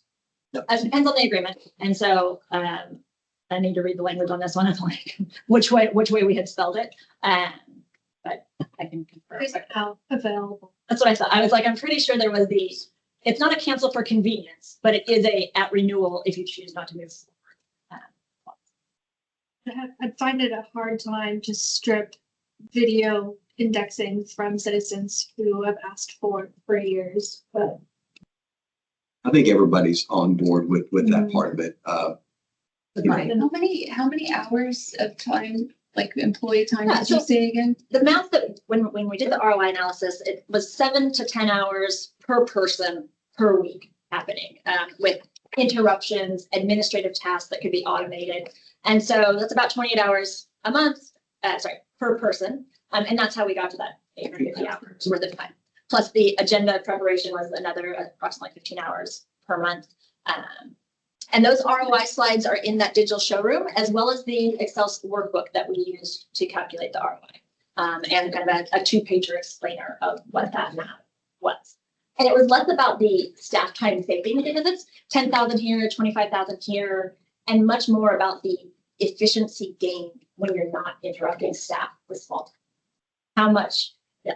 and the citizen experience with the district, which is the reason that we're doing this. Well, we want to give you all the tools that you need. We've told you that. I don't want Melissa dragging out because she doesn't have the tools she needs to bring this thing into the 21st century. So like I said, it's just the initial bite, but I'm willing to give it a shot. I think it's, I think the benefits, especially if we had made some this, I think the benefits are far outweigh. I do agree with Jim saying though, about not having a large quantity of items happening, not like, if you compare us, we're not a company, we're like a steak and shake in Houston. So it's like, I understand that aspect, but at the same time, it doesn't matter how small, in my opinion, our community is. I want to live in a city where I have those availabilities. We're gonna bring that survey. Yeah. Even if you might not be. Right, like I had a guy call in just the other day that was frantic and upset because his neighbor was laying concrete down all the way to his fence line. And it was like, he didn't know where to go or what to do and was just upset. And I was like, well, let me get in touch with Randy. But on our website, I could say in the future, here's some more tools and information about how you can deal with that on your own personal property, just for your own peace of mind or something. Just to give that comfort and that information for themselves while we're taking care of the problem. How many calls do you get a week for fix this, fix that, complaint this, trees down? 4 or 5 a day, How many? probably 4 or 5 a day. Okay. That neighbor who's calling could also look on that 311 app and see if other folks had complained or that there were other complaints, and so you can start to have that collection. Right.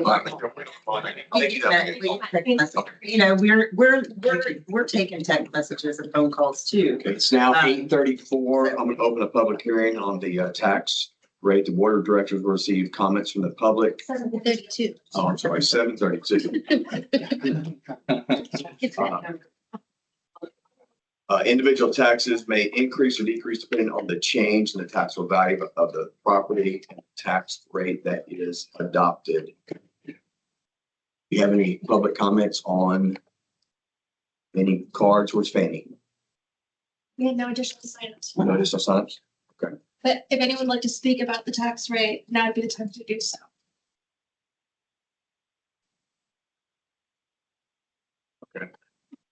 Close the public hearing. 7:30. At the same time. We'll go to number 8, discussion action items. So we'll go to A, discussion and consideration to set the tax rate for the 2025 fiscal year, October 1, 2025 to September 30th, 2026. See resolution 2025-14, item 10A. There will be a discussion and consideration to adopt the annual budget also for the fiscal year beginning October 1st, 2025 through September 30th, 2026. And there will be a discussion regarding the Friendswood Regional Detention Basin, Stormwater Detention Basin, Harris County Flood Control Unit A50009-00.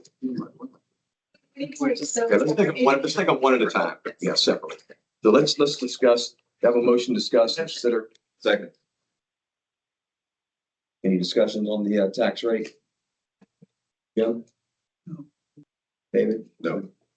So what we're doing is the value of the median income of the home in our district actually fell this year. I don't know how, but I discussed this with Cheryl Johnson at the Galveston County Tax Assessor's Office. So what we're proposing is a no new revenue rate, which means under the water code, the average value in our district of a home, we apply tax rate that kicks them out of value, like, for example, $580 per year. So to stay at $580 per year, you can't increase the tax rate, to get them an 8% increase. They can't pay 8% more than they paid the year before. So the average value in the district of the house pays a certain amount. They can't pay more than 8% of the amount. So we're going to keep the tax rate where the average value in the house in the district pays the exact same as they paid last year. It's a no new revenue rate. It's actually why the tax rate crept up 0.00355 is for some reason the average value of the home in our district fell a slight bit this year, which is strange. But I've verified these numbers like 3 times. So the tax rate we're proposing is 0.11555 per $100 of value. Do I have a motion? Motion. Second. All those in favor? Aye. Discussion and consideration to adopt the annual budget for fiscal year beginning October 1st, 2025 through September 30th, 2026. Do I have a motion for discussion? Second. Any additional discussion on the budget? I have something. Go for it. I'd like to pull it up. It's in the board meeting files. Thank you.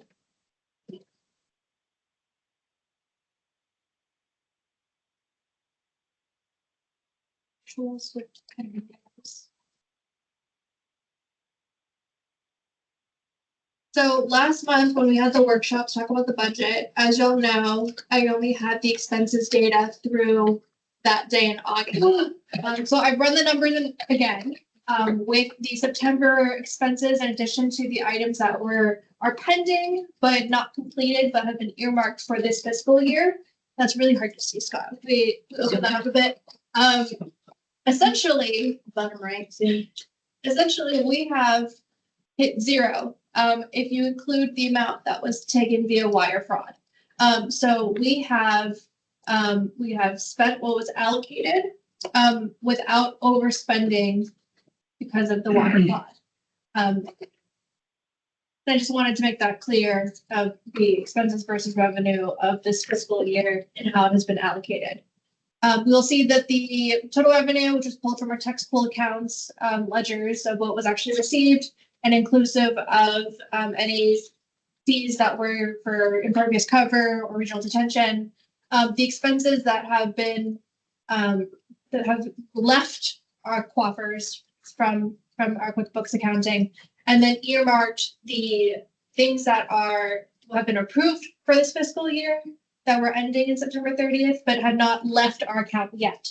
So we have the remainder, the second half of the payments for Texas A&M IDRT's tasks. The remainder that is owed on the barge, the remainder that y'all approved for the excavator, the drone purchase and the boat purchase for work. The grand total of those expenses totally would be $5,784,257. Net, if you exclude the amount that was wire fraud, would have been a net of 1.2 million-ish. If you include what was taken from our accounts from the wire fraud, we've basically zeroed out the account for all intents and purposes. And I thought y'all should have that information. Thank you. And then additionally, I pulled the information because it was brought up earlier. The amount that was spent on salary and benefits for the last 3 fiscal years, FY 2023 to 2024, salary and benefits totaled 1.2 million, 1,216,500. FY 2024 to 2025, 1,216,500, no increase. And then this last fiscal year, 1.267 million. This year for the benefits, I am estimating about $100,000 increase alone. And so that is with the addition of several full-time staff members. So I am budgeting more wisely, using the resources better, while adding full-time staff members and including the costs, the rising costs of both labor and of receiving benefits to only the tune of about $100,000, which I think is a good thing. Okay, so you're telling me that we have added a CO, a hydrologist. We've been busy with our engineer, of course, and we've had an excess of legal fees this year and stuff. But with all of our excess, with our better coverage in the office and our reduced workforce that Randy is managing, we're going to spend $100,000 more than we did basically 2 years ago with 2 people in the office. Yep. That's because we push dollars into the maintenance activity via contractors. Well, versus our- no, we're just talking about labor. The reason is we've had some high time salary people retire. So we've had 2 people that made a ton of money, and they should have. They were here for 20, 30 years. They made a ton of money and they left. And I'm just going to say it, the people we've hired at lesser money. we got some people on the cheap. So we're just talking about labor. We're not talking about contractors. We know that Sean and we know those other people make some good money contractors. The point is trying to make is, how many hourly people have left? 3? We've had 2. two, the most expensive 2. So we've had 2 really experienced guys leave, and we've hired some less experienced guys, and we've made it up with efficiencies that way. And and some of the people in the office that have left made a lot of money. So We traded Joseph for Randy, a player to be named later. is basically Correct. what we did. right, 2.5. September call up. You know, we went 1 for 2.5 here, and we went 1 for 3 in the field, basically. I stand corrected. So, Thank you. yeah. So anyway, we are going to spend though about $100,000 more with a great number of more assets and resources, and I think education for the folks. It's efficiencies in business. That is one thing that I've been good at in business. Like it's small business, because this is a small business.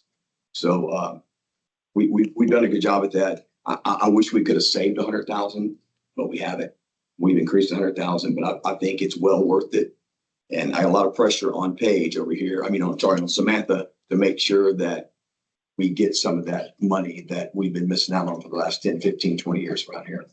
So we're going to find out with all this technology and with this brain power around here, because the people that are around here, a lot smarter than I am, they're smart. We're going to see if it pays off for y'all citizens. We'll see. So back to the budget. Do I have a motion to adopt the budget based on what we talked in the budget workshop proposed tonight? That's it. Second. All those in favor? Aye. The discussion regarding the Friendswood Regional Stormwater Detention Basin. Do I have a motion to discuss? Second. Yeah, I'll start this. This is the hard one. Where's Griffon at? Where did he leave? Yes. Okay. This is a tough one. And Sam, I want you to be involved in Paige. This is just a discussion. I don't think there's any actions on this. So this is just a discussion. Jim, you and I can discuss this because we've been here for a while. We have a project that's a hole in the ground, and it's at Dixie Farm Road. It's not deep in the floodplain. It's getting there, but deep in the floodplain, these holes in the ground don't work. So the hole in the ground is going to end up costing the drainage district, the city of Friendswood, Galveston County, and Harris County Flood Control, which hasn't put any money in yet. So I want to be completely transparent on this. Harris County Flood Control has not put any money in yet. They have spent Galveston County's money. They have spent Friendswood's money. They spent approximately $417,000 of our money. This project at rough grading is 300 acre feet or so of detention, which means it's an acre of water over 300 feet. That's how you come to the acre feet. It doesn't really do much for the water surface elevation droppage along our creeks and rivers. It's inches. It's very few structures. 6 million to rough grade and to finish it. We had a choice to make it $8 million, and it would roughly be finished out for $2 more million and stay at 300 acre feet. We're discussing going to 600 acre feet or so, but you are going to freak out. The cost to get there is going to be somewhere between 32 and $38 million. It doesn't really do much for water surface elevation reduction at spending that 32 to $38 million. It's still inches of reduction on the creek for a small area. They jumped up the structures it takes out of harm's way to 77 across 3 different counties. That's not just Galveston County, our jurisdiction, but that's Harris County, Friendswood. That's Galveston County, and maybe even a couple up there in Brazoria where the thing is. Here's the part. Here's the kicker. Like government, it's this tied to stuff and gray area. And Mo kind of covered it last night a little bit. Friendswood stuff. We went over how we're spending this $90 million. It's tied to about $30 million of additional projects down the line with the state and other things at Whitcomb and at Blackhawk. How soon is it tied to those? How will that money, how will we get it? Will it really kick off? We're not sure. I mean, we're not sure when it's going to happen, how it's going to happen, but it is tied to that money. So it's a gray area. This isn't like being an engineer. We're flying our airplanes. We got airspeed and we got lift and we got force speed across the ground. And we got weather and there's absolutes going on. This is a gray area government where we're doing a project that didn't turn out like we thought it would with 1,100 acre feet of detention or 1,700 acre feet of detention or even more and yield measurable results. But it's tied to projects that might yield some better results. So we're stuck in that area of it's poor. Y'all heard of that in government. That quick question. Was that part of the original deal? Which part? Is that written down where it's tied to the other projects? Yeah, it's in the state flood plan. The 3 projects, Friendswood, Wickham inline and offline detention, and Blackhawk inline and offline detention were in the state flood plan. Okay. And then the state gave $10 million to the Texas Water Development Board, who gave it directly to Harris County Flood Control District, and it's going. Okay. Sorry, Bruce.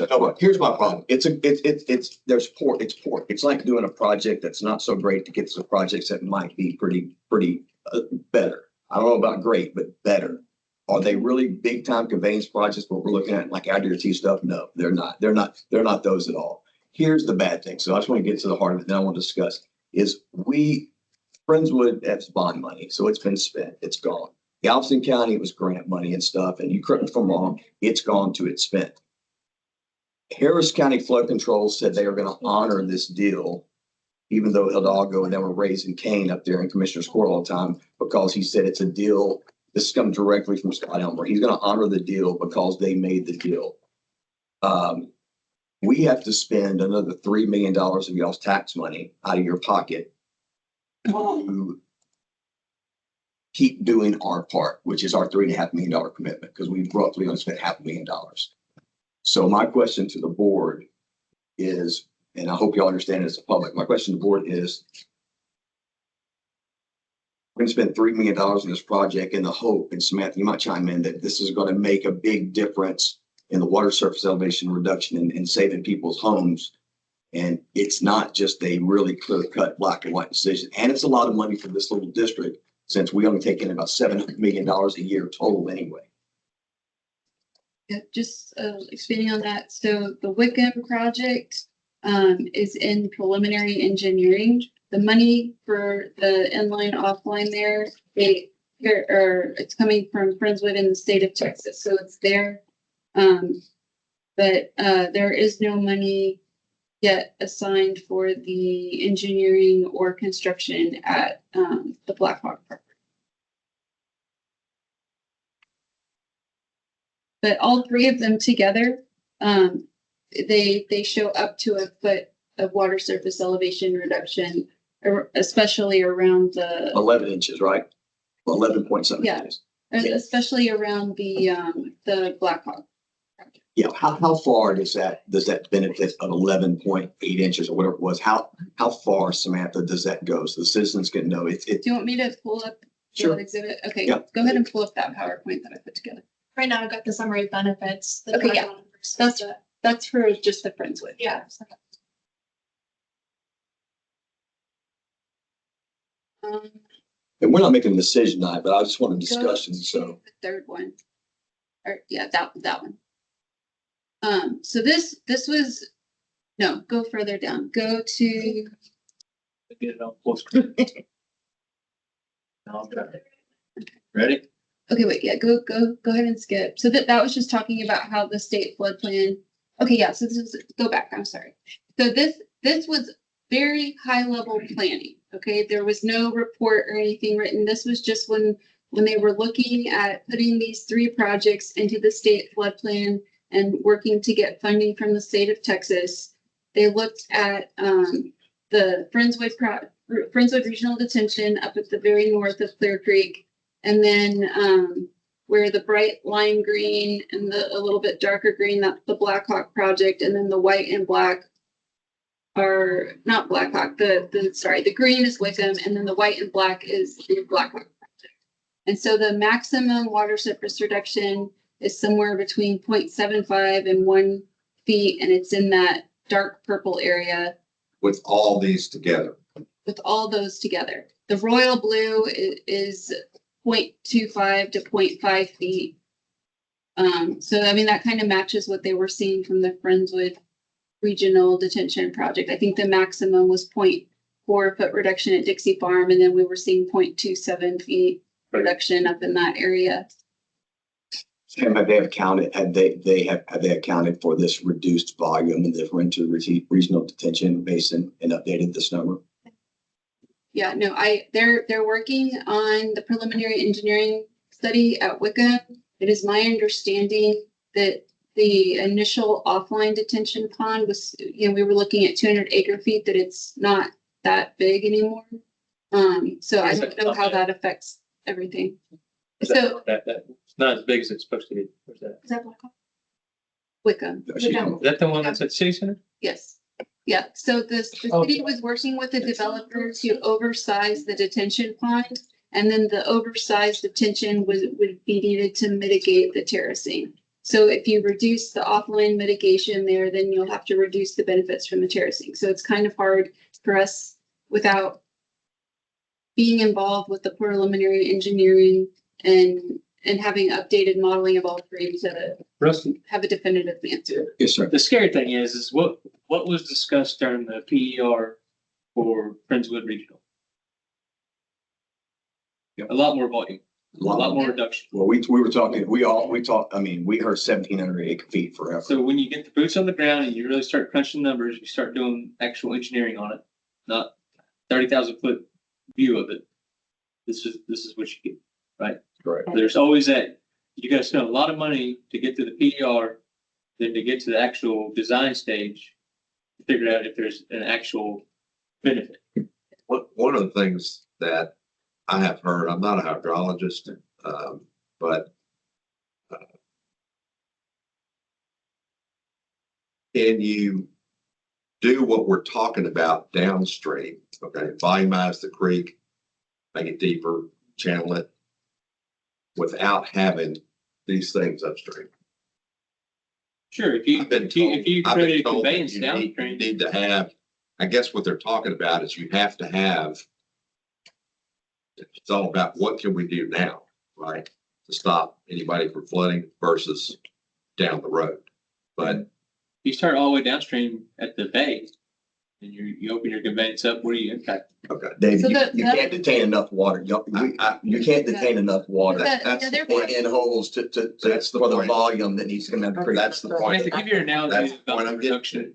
Yeah, I was gonna say, the Clearly, other problem is South up City. until 45 and you're tidally influenced. And so terracing does not have the same impacts that it does through the middle and northern part of Friendswood. You all understand the IDRT studies. That's the whole point, is the gates and the pumps and controlling the tide. If not, anything you terrace or volume, the date will just fill up with It'll just fill up with the tide from the ocean. You have to control like in New Orleans, you have to hold it back. You have to control the tide and the bay at Clear Lake, or it doesn't matter.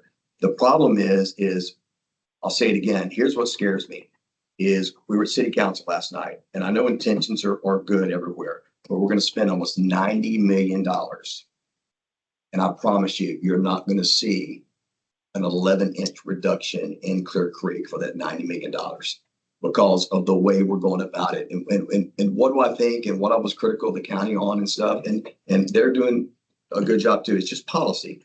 Is I really think it'd been nice to have that whole $180 million of bond money they passed in flooding and drainage. I think it'd been nice for us in Friendswood and Galveston County and other people in Pearland to add to that money and go for the big enchilada for the whole shebang for volume at the lowest mean sea level, and then get Randy Weber and the feds to give them a shovel-ready concept, engineered project with all that money, get with the environmentalists and really have something shovel-ready that was from federal matching that would really solve the problem. And if it didn't show several feet of reduction on the creek, it wouldn't be worth it. It needs to show several feet of reduction.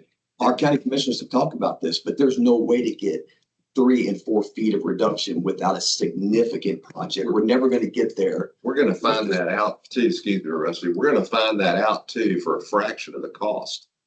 We're going to find out in the IDRT once they're done with their study of exactly how much silt that we could get the Corps to come in and remove. What did we spend on that? $159,000 or something for the Corps part? Well, remember, we have a silting study and we have The silting study. the more advanced study of the river and the gates and the pumps. But Yeah, man. remember, those are just studies. Yeah, Then planning study. we're going to hear Yeah. we're basically going to hear the cost, and it's going to be high. It'll give us the information where we'll be able to make a decision. Or at least it's not data without application. I think once we understand how much sediment is in the creek, we can, and the type of material, we can start to get an idea of what dredging would cost and high level, what the engineering for that would cost. So we're close to being able to get a cost, but right now I have no idea. It's gonna be expensive. Let me talk about in 1950. Yeah. The estimate to finish it out for the 700 acre feet is 29 million. They say if they finish out the rough grade, it's 8. That's a difference of 21. I don't understand how you're going to spend 21 million just to double what they already have. So I think their estimate's wrong. And I think the 20 million includes the value of the land, which they already own. So I don't think that cost is right. The scenario one projected cost, the 30 roughly million. We had asked about the cost of the land. That was not inclusive of the cost of. And I know they're awful inefficient in doubling the size. So you've got it makes sense that as you go out, you have Jim, your they've got- side slope, so it is gonna cost more. They've got the pilot channels, all the actual permanent pipe outfall Yeah. and inflow structures that are factored into that final cost. I'm sure that's what's dope, Let's just stay on. I think it's There's- reasonable. I question their estimate. Okay. Correct. I think we ought to go ahead because the things you're talking about is we need all of us together, fight together and make these big solutions. If we bail out on this, aren't we jeopardizing the other 2 projects? From what I heard, we are. But who would want to partner with us on further projects if we don't stick with our commitment? Yeah, the point is it's a bitter, those are good points. It's a bitter pill to swallow to the public because it's kind of that too big to fail philosophy. It's like we got down the road, the preliminary engineering wasn't done. It didn't come out like it thought. Everybody got in a hurry to spend that bond money and that grant money because it's under time. Everybody wants to do something. We kind of got caught in the project now that we're thinking, and I'm like Samantha, I'm worried about, when they refire the numbers, Jim, with it 600 acre feet versus 1,100 or 1,700, and they refire the smaller pond at Wickham, they refire if Blackhawk even gets done, which could be, I'm worried about that funding, that now we have all this money spent and we don't have a lot to show for it. And even if we do get a lot to show for it, and it does get done sometime, we got to refire the 11 inches because of the reduced capacity of our biggest project, the Friendswood Stormwater Regional Detention Facility, and the Whitcomb. And remember what Blackhawk ends up being. Everything's come in under capacity. What makes us think Blackhawk's going to be at capacity or it's going to be good? So it's not as simple. I understand what you're saying, but it's not as simple as just, we're going to waste $3 million. Not waste, we're going to pay $3 million of taxpayer money. We need to make sure we're accountable to y'all. And we have a good plan to tell y'all, hey, it's going to work out. And I can't promise y'all that. The intentions are good. And the numbers seem they're moderate. I wouldn't say they're good, but we are the smallest portion of this equation. There's no doubt about it. But we're also the smallest tax base. Well, go ahead, Dave. One of the things that bothers me is we don't have any control of it. It's not our project. We're having to kick in the money. I'm with Jim. I question the numbers. I don't know who's running it. I don't know who they report to. But also I do agree that we need them as a partner for future projects. And it's sort of like some of these variances that we do, we just kind of have to hold our nose, and like the guy with the swimming pool, just kind of have to hold our nose and approve it, because that poor guy was between the rock and a hard Watch the place. cowboy hat go down the street. Yeah, exactly. Well, listen, it's a discussion. Does anybody else have anything to say? We'll keep moving on the agenda. I'm for it. I always want the public to hear the whole, and we want to take input. So if y'all have input on this, I want to get back to any board members or the page. We'd love to hear y'all's input on this as this comes down the line here soon. Right. Thank y'all. D, approve or deny the final plat for Legacy West Boulevard Street dedication phase 1, G 230074. It's a development process applying to 5.794 acres in the 100-foot wide road right of way for West Boulevard in League City. After review, the district engineer finds the final plat meets the requirements for the final plat process. We received a letter of no objection from the city of League City. Do I have a motion to approve? Motion to approve. Second. All those in favor? Aye. E, approve or deny? One. Yes, sir. Would it be possible just to include E through I without reading them? That's all I just. Anybody? Okay, Paige? That's fine. They're all. A motion for that? Do you have a second? Second. All those in favor? But now we have to do it. We have to vote on it. Man, someone did. He's asking. So I'm going to make a motion to approve E through I on the agenda. Do I have a second? Second. All those in favor? Aye. Go. Make sure. Yeah. You save me a lot of talk. 200 words. Approve or deny the final plan for Friendswood Cook Creek Crossing 24-inch water line. The city of Friendswood proposes to install a 24-inch water line underneath Cook Creek near the end of Richmond Link.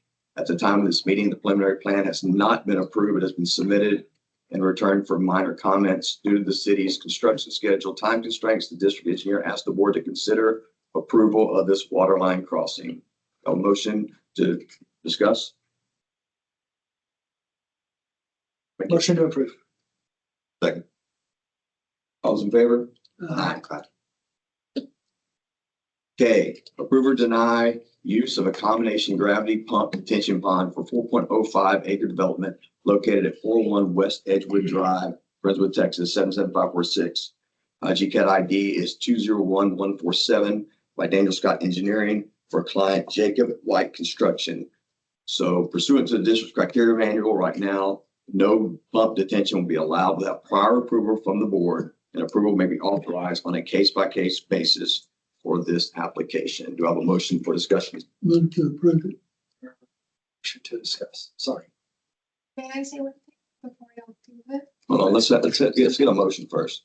So you said motion to approve. I asked for a motion to discuss. Okay, second, motion to discuss. Thank you. Okay. Staff? Go ahead. I would like it to be noted that on this particular property, there had been a similar approved pump detention for this property for a different developer who was developing the site.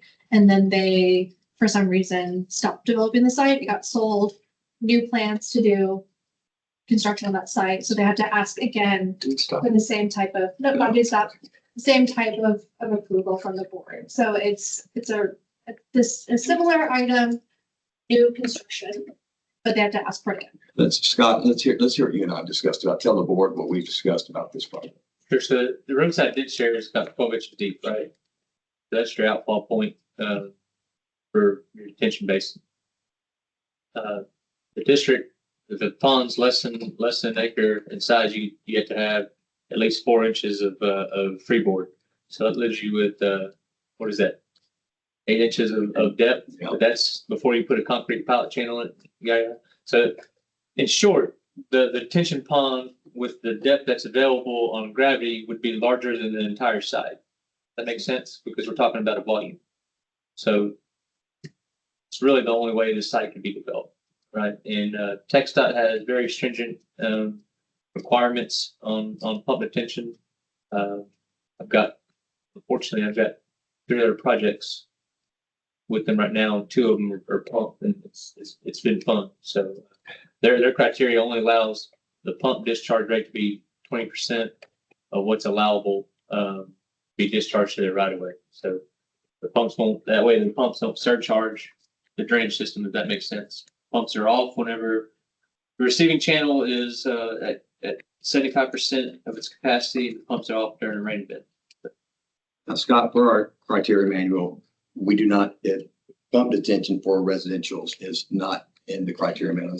Right. It specifically states in there that it will not be considered for single family residence, any kind of developments like that, but it's on a case by case basis for commercial developments. Okay, so for commercial, for this property and others that we might find, I think we discussed this too, Jim. This is across from Red Top for people who want to know where it's at. It's a pretty good case study with a very low risk. You can talk about that for if it's a good one if we're going to do a pump detention for a commercial application, like the right size and the right application. And maybe you can discuss it and say why you think it's a good case for us to do it. What happens if it doesn't work? You still have a gravity outfall, right?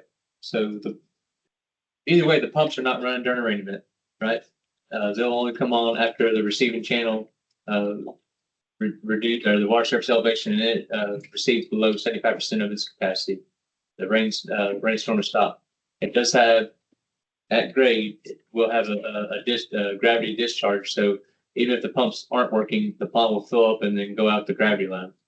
And then that'll be up to the property owner to bring that pump system back online to empty it, right, after the rainstorm, which obviously it's automated. It is a mechanical system. It's like your car. It can fail, but at the same time, that volume is there to store the water. So I think it's a good candidate just because of the location. It's drained at TxDOT, and they've got a very close eye on their system, and their hydraulics department is really buckling down on approval. So I think I have a question. Who's gonna maintain the pump? this property owner will have to maintain that, right? And how do is there any kind of mechanism for getting, like post a bond or something to make sure that, if that LLC or whatever it is, goes broke, that we don't end up being stuck with it? So BD4 City of Pearland used to require escrow payments for the cost of the system. So you're basically paying for the system twice. They recently removed that from their criteria. I'm not sure if it was a legal issue with them holding on to private money for something or what, or they just thought logically that there's no way around this for a lot of developments. And it's We just approving this particular project with this vote? not the project, just the opportunity to use pump detention. I'm sorry. So they still have to go through the full engineering and approval from TxDOT, approval from the city. They'll have to get a design modification form from the city as well. Okay. Questions? Well, on David's point of bonding, I went to an event with Commissioner Justing and Brandon Nota, the mayor of Santa Fe. And in working with DD1, they had a developer bond a certain amount of money to cover. In that case, it's losses. But in this case, like David's point. I mean, you could probably like public infrastructure, the cities require a 1 year or 2 year maintenance bond, and certain entities require different things. Maybe you could do that, but I don't know if you could get a lifetime bond. I'm not sure how that works. I have no experience. Whoever takes over this, if it happened, is going to have to have the pump detention work anyway. So it's not going to. Hey, if it becomes a code enforcement thing for the city and the drainage district, right? At that point in, I think our requirements, if pump detention is allowed, if they have to give quarterly reports showing how much they're pumping, that the system's working, right? Okay. And, Okay. Got a motion to approve? Motion. Second. All those in favor? L, discuss and consider the agreement with Simplicity Integration for smart water sensors. Purchase, install, maintenance, and data services. The first year, including 7 sensors, would be $49,500. The yearly license fees, $265 per sensor. The yearly maintenance for sensors are $100 per sensor. Do I have a motion to discuss? Motion. Second. It's an ecological step.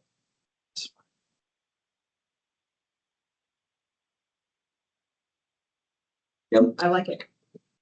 Okay. I'm Upgrade over what? what Harrison County. Yes, definitely. Because we've got that one that's just down by that Bay Area right there. It's Clear Creek and Bay Area and terrible to look at.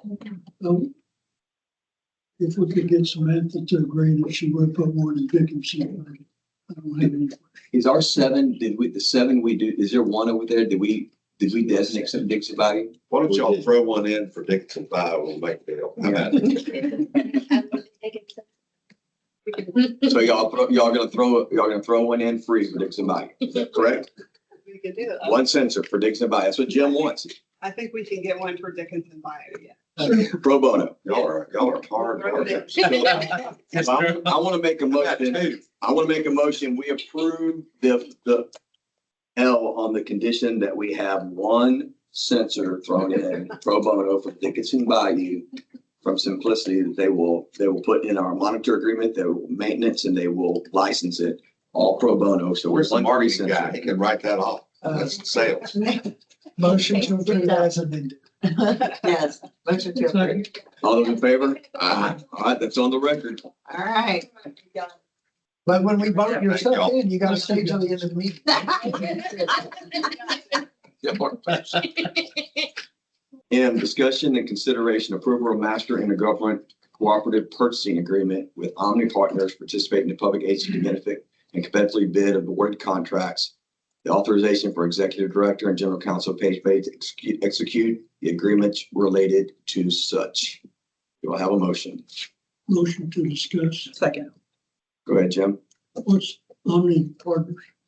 Okay, so this ties to item N, which is Granicus. And as part of looking at the contracting and the procurement of that, we looked at all the different types of contracting vehicles that can be used to contract with Granicus. So if you kind of Go. Oh, okay. So, you can piggyback on certain types of contracts through procurement law. And that sometimes that depends on if you go through like a buy board or a co-op. Omnia is one such cooperative agreement, which allows governmental entities to piggyback on other people's procured contracts that they competitively bid. This one has particularly great terms, compared to some other contracts. So we're looking at the lowest cost to do the thing. Even if in this scenario you do not approve item N, it's still a good co-op board for us to be a part of. There's no reason to not be a part of a co-op board. The cities and counties around us are usually, they have a list of like 11 or 13 boards of them to procure items. In order for me to enter into that interlocal agreement, I need permission from y'all. And then to do so, I basically fill out an online form saying I've been authorized to enter this. We're a governmental entity. I push accept. There's a button, and then I'm part of it. So it's not a huge rigmarole to join the co-op itself. We don't have Is to there go. cost involved? Yeah, there's no cost. No cost. I'm familiar with what school systems do, and it sounds like same. That's what, yeah, they do buy board for that. It's not like a buy board, right? Yeah. Okay. So Motion to approve. Second, all those in favor? Aye. All right, and discussion and consideration, approval and authorization for Rusty Burkett or as delegated by Burkett to execute to Executive Director, General Counsel Bailey to execute a contract with Granicus using competitively bid cooperative NCPA contract 01-115 managed by Omni Partners. Motion to discuss. Motion. Second. This is what we need to discuss, the Granicus stuff.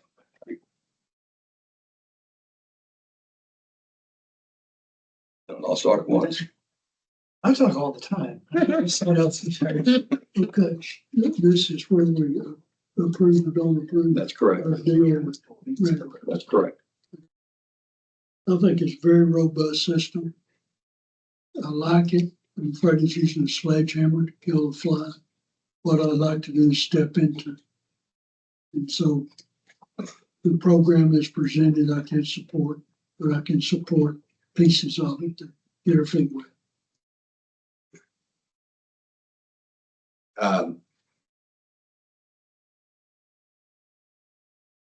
Every job I've ever had, they hired me contract for, they hired me full time because, I might be an adequate pilot, but, I might not get along with people. So I like the idea of stepping into, I don't like paying the penalty later. You're a pretty smart saleswoman. Negotiate. I like it. I mean, I think it's great. I'm kind of like Jim. I think it's, might be a little much, but I don't want to pay the penalty. Also, when I don't want to have to pay, I don't want to have to pray for a catastrophe to pay for it. I've got a problem with that. My late stage, I want him to recognize me when I get there, and I don't want it to be for a bad reason. So, but what the hell? I'm for it. I'm for let's do it. Let's try it. Give it a try. If we don't like you, if it doesn't work out like we, just agree to part, right? I'm for it. Okay. I like it in that it's going to be more efficient. Because one thing that I was saying as we were letting Michelle go sit down to move on with the meeting is that Randy may be getting 5-6 calls a day here, but the board members are getting phone calls about stuff going on. Samantha's getting phone calls. Paige is getting a phone call. Melissa's answering the phone. There's all these, and if there's an app that somebody can go, here is, I'm going to use the Slaytons just for example. We've got a tree that's fallen into Chigger Creek back behind our house, and it's angled in there right now, and at some point it may fall. So let me go ahead and report this instead of calling me to send an email, to get a response back, to put it on the list. That goes on a list automatically, is what I'm understanding. Am I getting that correctly? Okay. So then we've got that information right there. All you have to do is get in the morning and go, oh, this is what's come in overnight. Okay. And let's put it into step by step. Or again, like one of y'all said, that if they're out and about in the field and something comes in and it pops up on the phone, whatever it may be, and they're already out, no sense in coming all the way back to find out what's happening. It's already all there. And that's the key to me is this is a way for the community to connect with the drainage district for us to be more efficient in getting those jobs done and getting those reports that are out there. So yeah, I like it. Plus, especially when Samantha may have to do is push a button and a report prints out that says, this is what we spent on barrel cleanup. Mm-hmm. And this is what we want to submit. So we had a fun collaborative 2 days, back and forth to learn what we needed, what they had. They put a lot of hard work into this, so I absolutely appreciate it. As a person who's been in field service for over 20 years at plants, refineries, tracking what you do, how you do it, how much it costs, especially here, can save you a ton. with grant acquisitions, this is paid for. With grant acquisitions, people that we bring on to pursue grants are paid for, right? I'm glad that it seems like everyone's really pumped. So I support it in its entirety. I want to say one more thing. Can you give that number to Randy Hale? So that Oh. he can dial that number? Every time I get a break, so I've gone on the portal here. I want to hear again about, let's just say hypothetically, because the board likes y'all's product, but we've talked about the cost. Hypothetically, it doesn't work out. How in a year and a half, Paige, how do we exit stage left? Let's say it's just not fitting us, or how do we pare it down from that point? We give them notice, we cancel the contract at renewal date, and we strip back everything that we've done to serve the community as far as what the Well, package. let's just say that it's not serving though like we want. Let's say that Jim's right and he could be, you never know. And let's just say, how do we strip it back and keep the great parts that they offer, yet strip back stuff that we might not need, that maybe we figure out that my new panel on my airplane, I don't need 2 or 3 things. I mean, I don't really have the option to give it back to Garmin, but if I did, I would want to. But how do we strip it back so we're not keeping paying the fees to them with the taxpayers' money? Yeah, on something we don't need? Garmin sells the whole package too. We'll renegotiate at renewal date. Do a more all. Sure. Or we take out a piece, a portion of it. Say 3 years from now, we don't like the 311. We don't renew that section of it. Sure. Yeah. You can do it. Each line item's gonna go. Randy's gonna come in with pitchfork. Well, I want to make sure that we can evaluate this and scale it back. But I don't want to pay, like I said, I hate paying a penalty. I mean, David's right. The funny thing is we get screwed in this with aviation too. It's kind of like you do this, or when you don't do this, you unplug like 8 things that you really need to work. I mean, you want that? yeah, that's what kills Guess you. what? It's a firmware upgrade and we can punch a button, but it's gonna cost you $8,000. Yeah, it's a consequence, and then you take some apart, you don't get everything, and it's hard. So I want to see if we don't get, and Kevin, if we don't use everything, or it's not working like we want, how do we pare it back efficiently for the taxpayers? So Michelle, yeah, you can answer. I was actually, what is y'all's like satisfaction or renewal rate with existing contractors or vendors?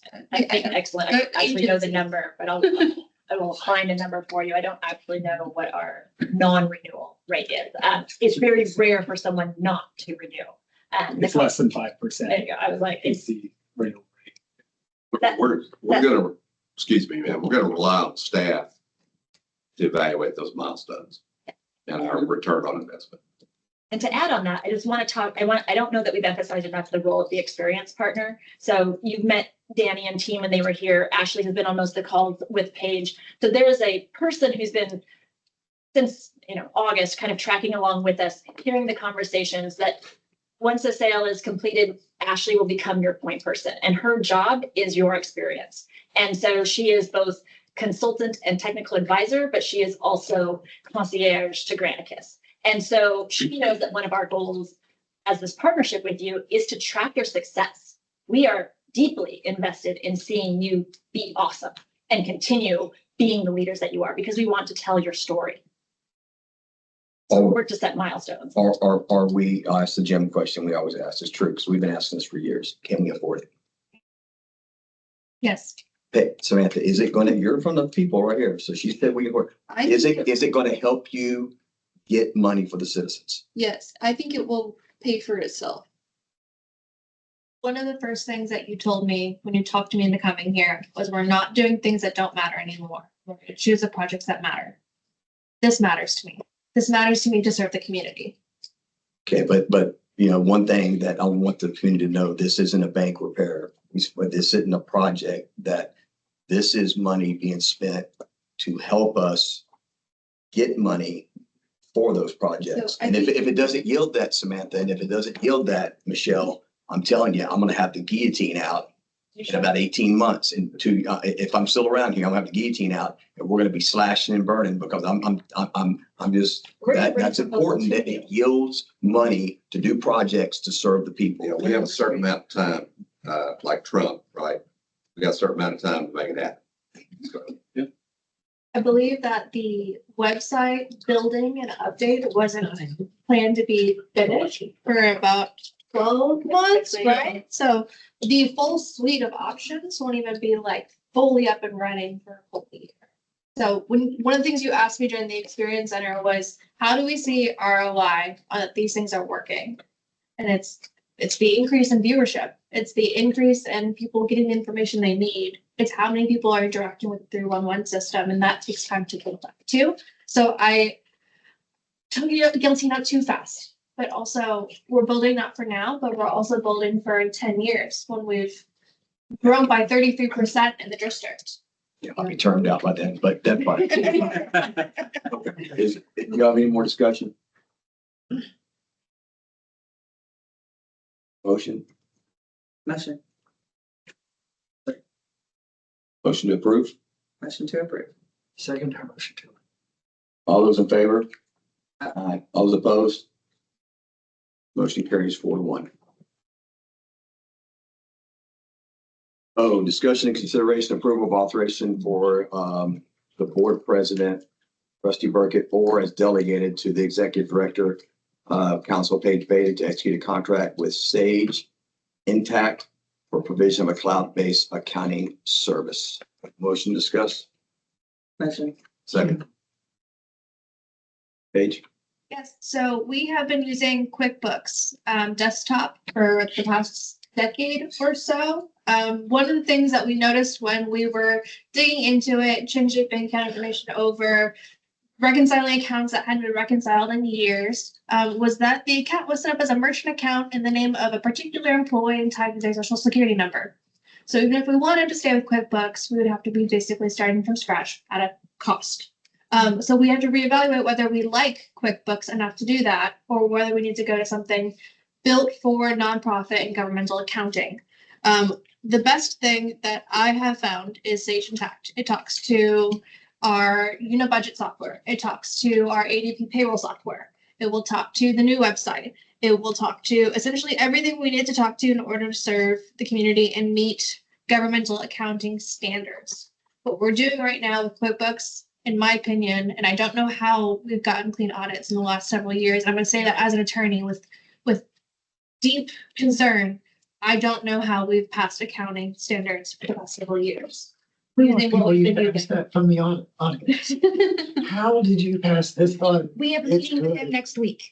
Huh. We have a meeting with them next week to ask that question. Now, Sage Intact has several levels and tiers because they serve everybody from the smallest district, special district, up until huge cities like City of Chicago.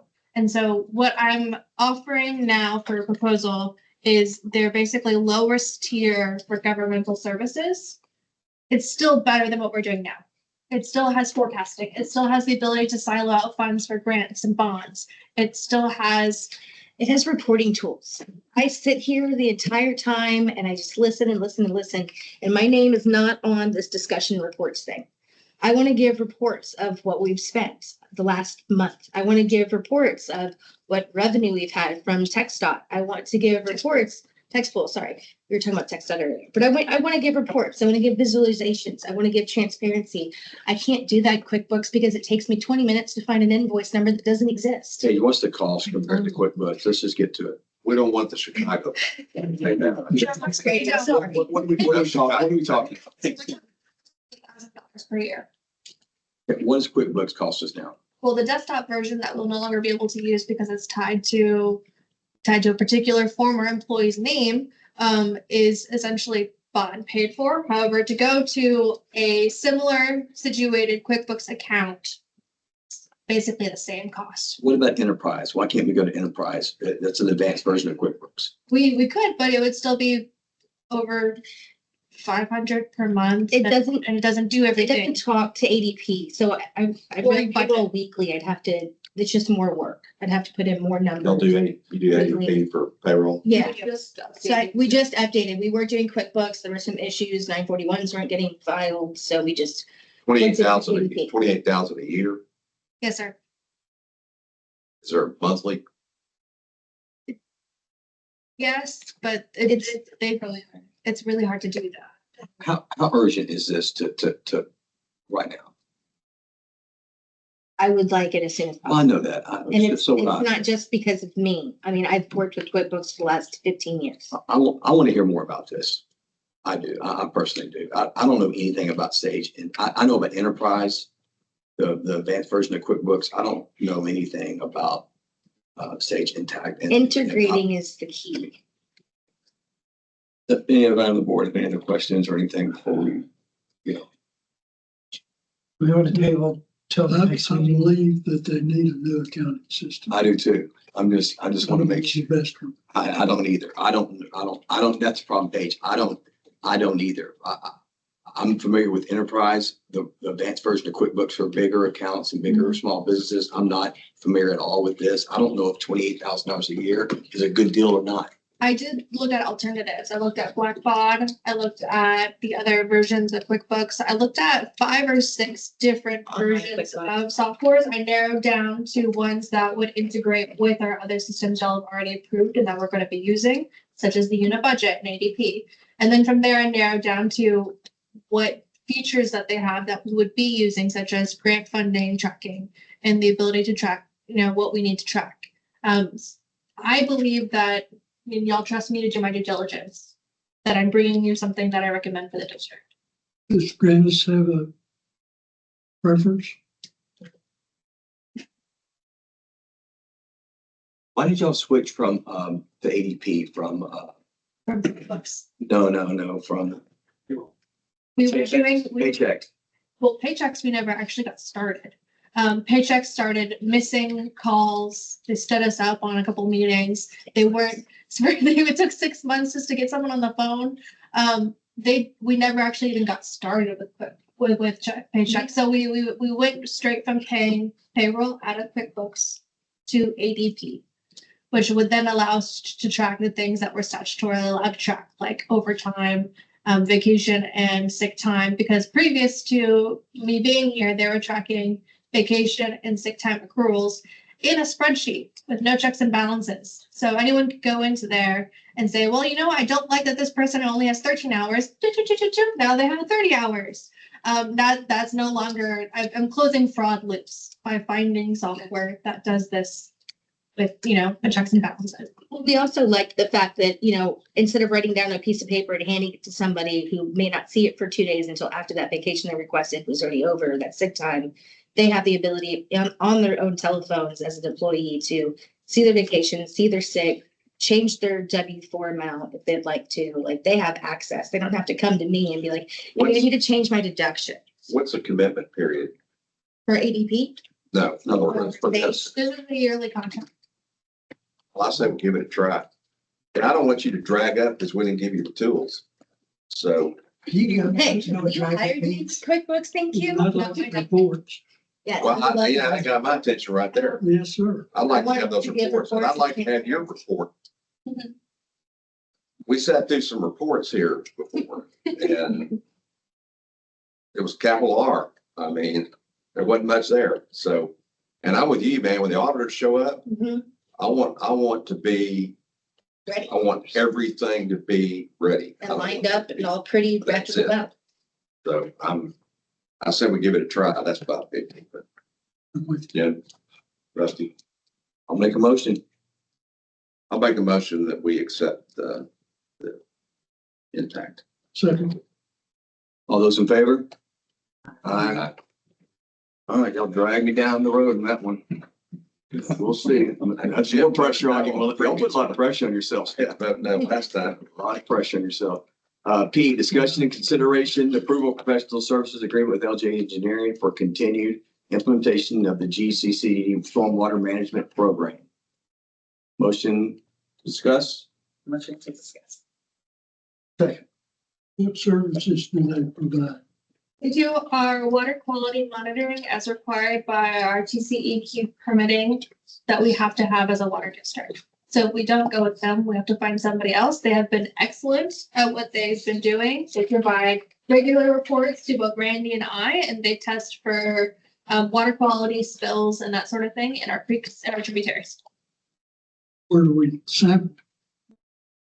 I'll have to pull the book. We can get the book for you. We can look at it together. Is it effluent of our detention ponds or other places?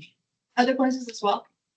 And then they also have a 24-hour service where if I suspect a spill, I call, they show up with all their gear and equipment. They make sure that if there is a spill, that it's being reported as necessary to TCEQ, which actually did happen in this past month. We got a report about some weird blue coloring in one of our creeks. I called our guy Brian at LJA. And we walked through it together. It turns out it was just pond dye, and it was non-harmful and not something that had to be reported, but they do provide excellent customer service. How much they charge us for this service? Is it a yearly or? It is yearly, yes.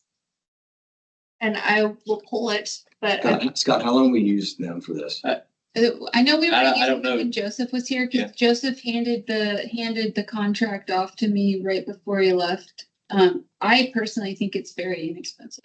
I don't Yeah. remember the exact amount, but I was shocked how low it was for an engineering company's bid. Mostly, I didn't even know we were using them. So this is the first I've heard of it.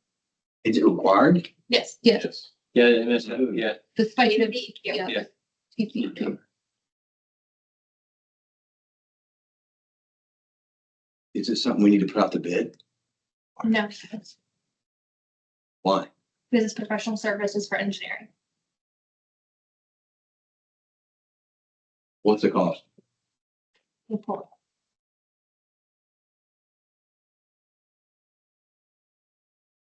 That's what I'm thinking. I'm thinking. That's what I'm thinking. I'm been spending money. All the, For the time period of October 1st, 2025 through September 30th, 2026, this is LJA proposal number 01055. The costs for this entire project are $26,500 Annually. annually. They're the ones who create like a lot of the coloring books that we've handed out in the past. That's all part of their permit requirements. There's a lot of outreach brochures that they do on top of monitoring. The samples on top of that. Yes, so this includes the illicit discharge detection and elimination, regulatory compliance assistance, standard operating procedure development, outfall inspections, maintenance and update of the outfall inventory map, record maintenance and data entry, the construction site and stormwater runoff control with the regulatory compliance and assistance, the post-construction stormwater management, good housekeeping for municipal operations, including trainings, facility inspection, the storm protection, the SKCC plan inspections, and the impaired water bodies as required, a plan required by TCEQ as well, the stakeholder presentations, and a whole bunch of annual reporting that's required for our jurisdiction. And I think it's there's no increase from the last two I- fiscal I years. It's been kept I stable. understand this. This feels like, I was telling Dave, it's feeling my traffic subscription for my Garmin panel now. Everything's a la carte. Now I'm getting hit with traffic and weather. It costs this and traffic. But so this is we've been paying this for, At least 2 years. And it's been kept stable, with no increases. that's a good part. It's Okay. in the budget though, right? Yes. Yeah. Yeah, because it's, It's been budgeted under the MS4 services in the last several fiscal year budgets. If it's them or somebody else. Yes, but the last several years at least has been LJA. Unless you want to hire somebody in-house to handle the permitting tasks, which would be far more expensive. Yeah. Yes. Absolutely. You'd be paying probably an engineer. Yeah. Environmental scientist, there's like specific qualifications that you have to have. We don't want to go there. I'd rather not. This is, I mean, that. We can if you want to, but I'd rather not. At least we can keep it stable one more year and we can, if y'all want to look at something else, I suggest we do, but maybe keep it stable one more year. Then we do RFQ next time, just to. We wouldn't have to, but if you would like to, we can. Or we can get a Move to free quote. approve. I second. All those in favor? Aye. Okay, let's try to move through this consent agenda. Approval of the August 2025 meeting minutes. Anybody have anything on the consent agenda they want to pull out? Move to approve. Second, all those in favor? Aye. Resolutions, we passed A already, correct, Peg? But I need you to take a record vote. So I put it specifically as a separate item so that if we got caught up in it, we can go back and make a record vote. And if we can go one by one and say aye or nay, you know. Let's take a record vote on the resolution for the ad valorem tax rate, the 2025-14. Mr. Gibson? Aye. Aye. Mr. Johnson? Aye. Gerard? Aye. Jason, I. 5-0. You got it? Yes. Okay. Resolution 2025-15 related to use Galveston County bond funds. And where's the resolution? Would you read the resolution page? Yes, so that is included in your packet, that's in the agenda, at the very end, the last couple pages. So as background to this, Galveston County had, when they issued their bonds and the proposal that did pass for flooding and drainage, they allocated 1.5 million to our district. That was not allocated for a specific thing. Staff has worked together to figure out what would probably be the best use for that. And that is what the resolution has today in front of you. The Commissioners Court would like consideration, and if y'all don't like this resolution and y'all want to use it for something else, please let us know. We'll redraft it. You do not have to pass this. The resolution 2025-15 is of the Board of Directors for Galveston County Drainage District for the utilization of bond funds for the development of a new master drainage plan. So staff thought this was a great use to update that master drainage plan that has been, is quite old, and a lot of developments happened since then. Whereas the Galveston County Consolidated Drainage District, or GCCDD, is charged with the responsibility of maintaining and improving drainage infrastructure for the protection of life and property within its jurisdiction. And whereas the district has been awarded $1,500,000 in Galveston County bond funds. And whereas the district recognizes the need for comprehensive and updated master drainage plan to guide future drainage improvements, prioritize projects, identify regional opportunities, and ensure efficient and effective use of public resources. And whereas the preparation of a new master drainage plan will provide the county, the district, and its residents with a clear and actionable framework for long-term flood mitigation and infrastructure planning. Whereas the Board of Directors of the Galveston County Consolidated Drainage District desires to request authorization from Galveston County to allocate and utilize the awarded bond funds for the development of said master drainage plan. Now therefore be it resolved by the Board of Directors of the Galveston County Consolidated Drainage District that the district formally requests authorization from Galveston County to utilize the awarded bond funds in the amount of 1.5 million for the purpose of preparing and implementing a new master drainage plan. The district affirms that the use of the bond funds for this purpose is in the best interest of residents in Galveston County and will strengthen regional flood resiliency. The district authorizes the executive director and staff to take all necessary actions to carry out the intent of this resolution, including submitting this request to the Galveston County Commissioners Court for consideration and approval. Motion to approve. Motion to approve. Second. All those in favor? Aye. Aye. Resolution carries 5-0. Let's keep this 50. Discussion and reports from staff members, staff reports. Randy, you haven't said anything, so I don't mean to pithy to you. So. Pull it up, Randy. Pull it. Randy's the Daryl Zanuck of the GCC. Y'all, Daryl Zanuck. I'm gonna show y'all what we've been. He was an Army photographer, and then he went to Hollywood. No, I meant like quiet and deadly. Maybe that also works. Want to show some of the mowing. This is their workers and contractors. This is Forest of Friendswood, Pond 1. This is the finishing of it. We call this the orchard. This is on Mary's Creek. That's Kroger's, behind Kroger's there. That you really can't see very often. This is Eagle Ditch that runs all the way from Friendswood Parkway all the way to the creek, to Cherry Creek.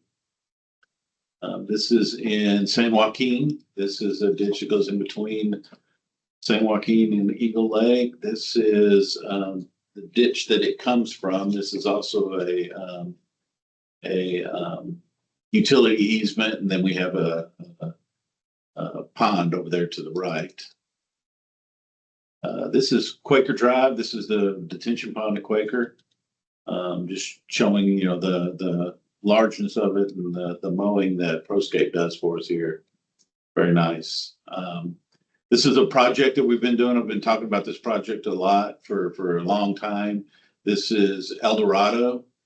This is grading the ditches actually in the neighborhoods now. We last time we were on Lundy Lane and digging out Lundy Lane and doing the ditches out there that the city's grade all couldn't reach. We're now in the neighborhood doing the ditches. This is in between two houses that we're grading this ditch. There's work we're having to do it with a mini excavator because we can't get in between the houses. So we're now moved around on the other side, finishing it up.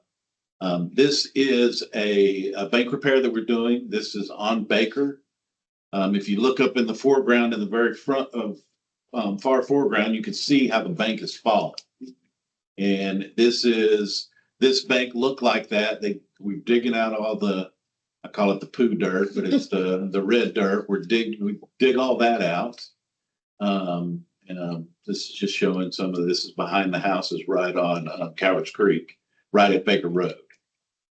How we stabilize a bank is we dig all the poo dirt out. If you can look just to the left of the excavator, we dig a key ditch. You can see the key ditch up there. It's about 5 feet deep. We take all this riffraff, we put it in the key ditch that we build there, and then we compact it. Put basically gumbo dirt, about good dirt on top of it, and compact it in. That's what that little ditch looks like now because all that rock is covered. We bring dirt in. This is us bringing in the good dirt. We compact that's compacted by the excavator driving over it. And then we actually have a compactor that goes in and vibrates it and smashes it all in. That picture we just saw, this is obviously the same place, but this is built up about 5 feet from what that was. Then this is where they'll start laying it back. They'll be pulling everything from the creek and laying it back to the grade of that cement that's right there. There's an outfall from a detention pond that's right there. So they'll start pulling that back and grading it. So it'll be at basically a 4-to-1 slope where we can get mowers on it. This is a project, and granted, this is what I was doing when I missed y'all's phone call. Our RDRT study found a car in Clear Creek. Had to call the League City Police Department about it. They had to come out. We found it, or they found it, hooked up to it, and we pulled it in. And this is just the process of pulling a car. We don't know anything about it yet. When it got in the water, it was a newer car. So it hasn't been there a long time, but it could have been there for 4 or 5 years. I mean, you can see as it's being pulled up how all crusty and how it actually looked. The roof is not on it because when they pulled it up, the side of the bank ripped the roof off. So we couldn't even tell what kind of car it was standing right next to it. But there was not a body in it or anything like that. So that's the good news. It's a flood car, I'm sure. No Jimmy Hoffa. No. But what the police will be getting back to us and let us know where it came from. So we can have an idea of, was this a Fringewood residence car and it floated, 3 or 4 weeks down the creek. Send them a bill. Yeah. For recovery. Exactly. And that's all mine. So. Good job, Rick. Thank you, Randy. Good job. Thank you. All right. I'm gonna Be fast, man. Yeah, I'm gonna be really quick. So I responded to a request for information from FEMA on the disaster recovery funds. I'm hoping that they're okay with that, and then it'll get over to Cheatham. Once the disaster recovery barrel grant information gets over to Cheatham, we'll be looking at 6 months. It's coming out to about $550,000 that we'll get in reimbursement. We applied to the Galveston Bay Foundation ILJA grant, and we are invited, it's for a nature-based bank repair, and the grant for 1.4 million, which would include funding for labor of internal staff. And we are invited to interview at TCQ on October 1st. So fingers crossed that goes well. And we are looking at quickly putting together either 1 or 2 applications through a grant that contact at the Texas Soil Commission pointed out to us. They're really interested in soil enrichment projects related to reducing infiltration and improving soil infiltration and water capture. So we're working on coming up with a project or 2 that will fit that category. And I think we'd be looking around the $1 million mark on the project costs. And then debris removal and disposal, we're hoping to get those out later this month. Paige. Mine's more of a show and tell. Meet Ivy, the rain barrel. We are working with rainwater solutions to capture runoff from rainwater so that y'all can use it for irrigation, for gardening, whatever you want to use it for. It comes with the shield to keep it, people, plants, and things out of it. And it comes with the little things to hook it up. You can hook it up in less than 10 minutes. At a reduced cost of, at the market value is $149. We're getting it for $79 per person. They could fit 2 in the back of a sedan. And so we are in favor of solutions that keep water out of the creeks that don't need to be in there, and to use it for more effectively. So please order your rain barrel today. The pickup is October 25th, and you can order it online. So please do so. And then next month, 5 o'clock, y'all will see some new faces up on the board dais and as well as on our seats. We are having FISD 6th graders coming in for a new youth leads program that we're really excited to announce. November, you'll see 7th graders. And in December, you'll see 8th graders. And that is a program that Rusty, you should talk about more because that was your brainchild. He won't today. Yeah. Yeah, we will today though. But you'll see us online talking Yeah, about you'll it. see it We're really next- excited to launch it. Next month, it'll be all like that. Yes. Okay, Scott. Really short, a lot of reviews in, moving along, the Frenchman's Creek survey is just about done. The city's asked us to put on a property that's adjoining that they own instead of being on the buyout property. So we're looking at that. Where to end? I mean, I don't know. There's a lot going on.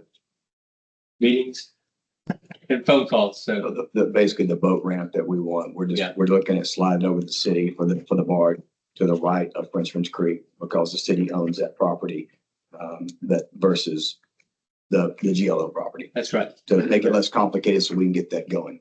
And once again, the district will pay for that. We're going to pay for that in full, but we are going to make sure that the city of Friendswood, the state, that the feds, that the county has access, the fire department, police department, of course, has access. And it's an emergency boat ramp, not for public use, but for the citizens to serve the citizens of this county. However, they need to service them to get to that creek. So that's what it's for. And it will serve our barge probably 2 or 3 times a year for a defuelization of the creek and making sure that we're getting big items out. Will that be officially titled the Rusty Barge? No, it will not be. Okay. how many boats do you own, Rusty? No, I own exactly 0 boats. I'm a pilot. I prefer air and wings, but I don't want to make any analogies too, because I get misquoted. But I own 0 boats, Scott. Okay, thank you. Yeah. So we'll continue on with the study to get a cost estimate. Yes, we're working on right now. Looking at the conceptual cost for that option 2, and then very conceptual cost of what we have to do to mitigate any impacts down or upstream that we create. Option 2 is the shelving project. Yes. Yes, sir. Which we talked about that. I mean, the conveyance stuff that would work down there, and I think it creates volume where the hole in the ground. Deep in the floodplain, we've heard Liz from 5E talk about that. I like the channeling, but Yes, I don't think I know. I get it. I know. Okay. Our city liaisons have tie-out, so we will move to executive session. The board of directors will conduct a closed meeting in order to seek the advice of the attorney about pending or contemplated litigation. Settlement offer in any matter in which the duty of the attorney of the district, rules of professional conduct in the state of Park, Texas, clearly conflicts with the State Open Meetings Act or Texas Government Code 551.071 for legal issues, including any item listed today's on the agenda. Discussion and litigation matters 25 CV 0038, 24 CV 2406 will reconvene in open session after executive session. Thank you all. Time is 8:53. 8:53. And on the HOA front, your HOA can no longer go after you for having these. Pay the Texas Gas. I think I called you Sean earlier. Look at something. Yeah. You need, Cool. That. I'm gonna get meet with Randy, make sure you're on it. Check. You don't need me, right? John. Always thought you'd rather be early. Thank you. Rest of the folks. Good morning. Thank you very much. Yes, thank you. Thanks.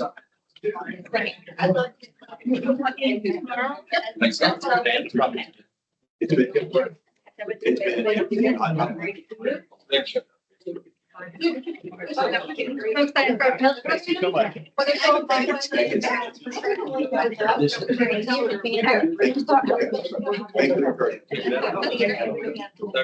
Yeah, no, I didn't.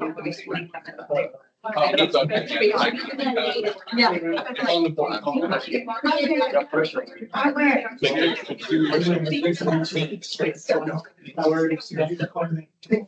All that time. All right, thank you.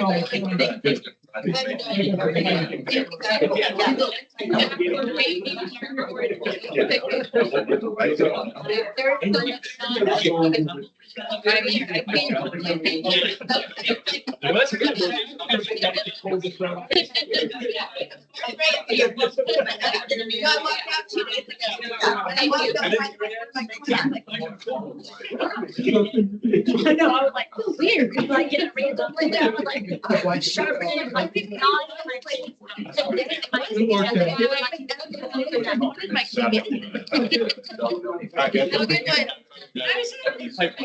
My dad was an engineer. Yeah.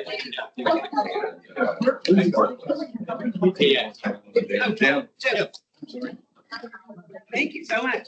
Question. Well, we're gonna do even more. Get off this. We were just telling Samantha that we're working on getting those grants too. So we're gonna be able to start off there. Yeah, the code department. Kim Jordan. Absolutely. For your creek, we're gonna take care of He it. has nothing to do with this for us. Right. God bless you.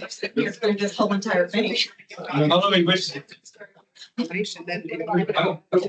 Siren. We can all. Saying anything for your. I mean, the light. Yeah, thank you. Sorry, you have to sit through all of All good. Appreciate it. Thank you. And it can, right now, you're gonna get a text message, thank you, and Yeah. that's what you'll be able to sign up. Yes. I'm excited about it. It's gonna be fun. It is And gonna be. like I was saying to Jeff, we're neighbors, so we live on the same street. Okay. And Rusty used to be a neighbor. We lived there, he lived there, I was there for 13 years before he moved. And that one sensor was the one that we kept watching during Harvey. And Rusty's like, because he knew at what level it, where it, if it crossed over a certain number, he was like, we're gonna have water at the house. And sure enough. Well, having more information and more notice. Yes. That's the thing, they use the AI tools and once. We weren't even home. Then we can really. Yeah, we weren't even home. We were at a friend's house, both of all of us were at a friend's house, because we had already lost power that day. And we just had the generators going and, Like I said, you have to provide like $3,000. And that's. well, yeah, you were at the house to be able to see it. You weren't even there to be able to see it. They're industrial. Thank y'all so Yeah. much. Have been used in. You guys had rough applications. in years past, I sat on the water board and I can't say the same. But we're just Just people. never know. We're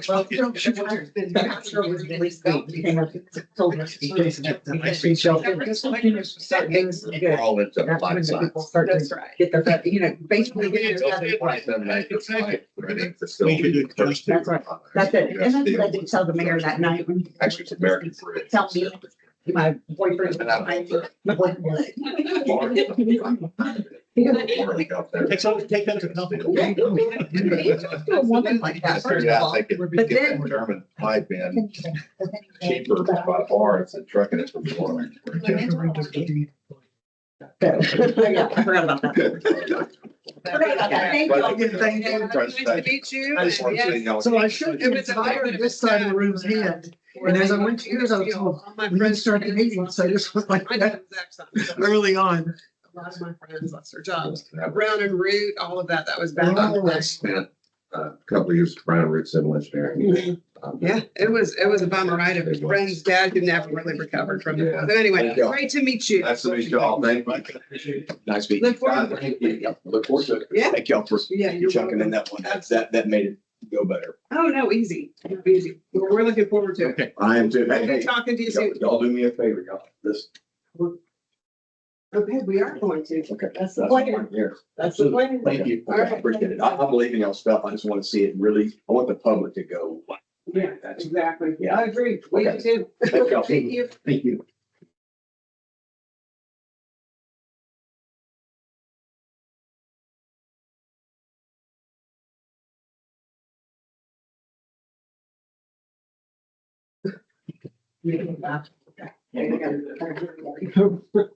Oh.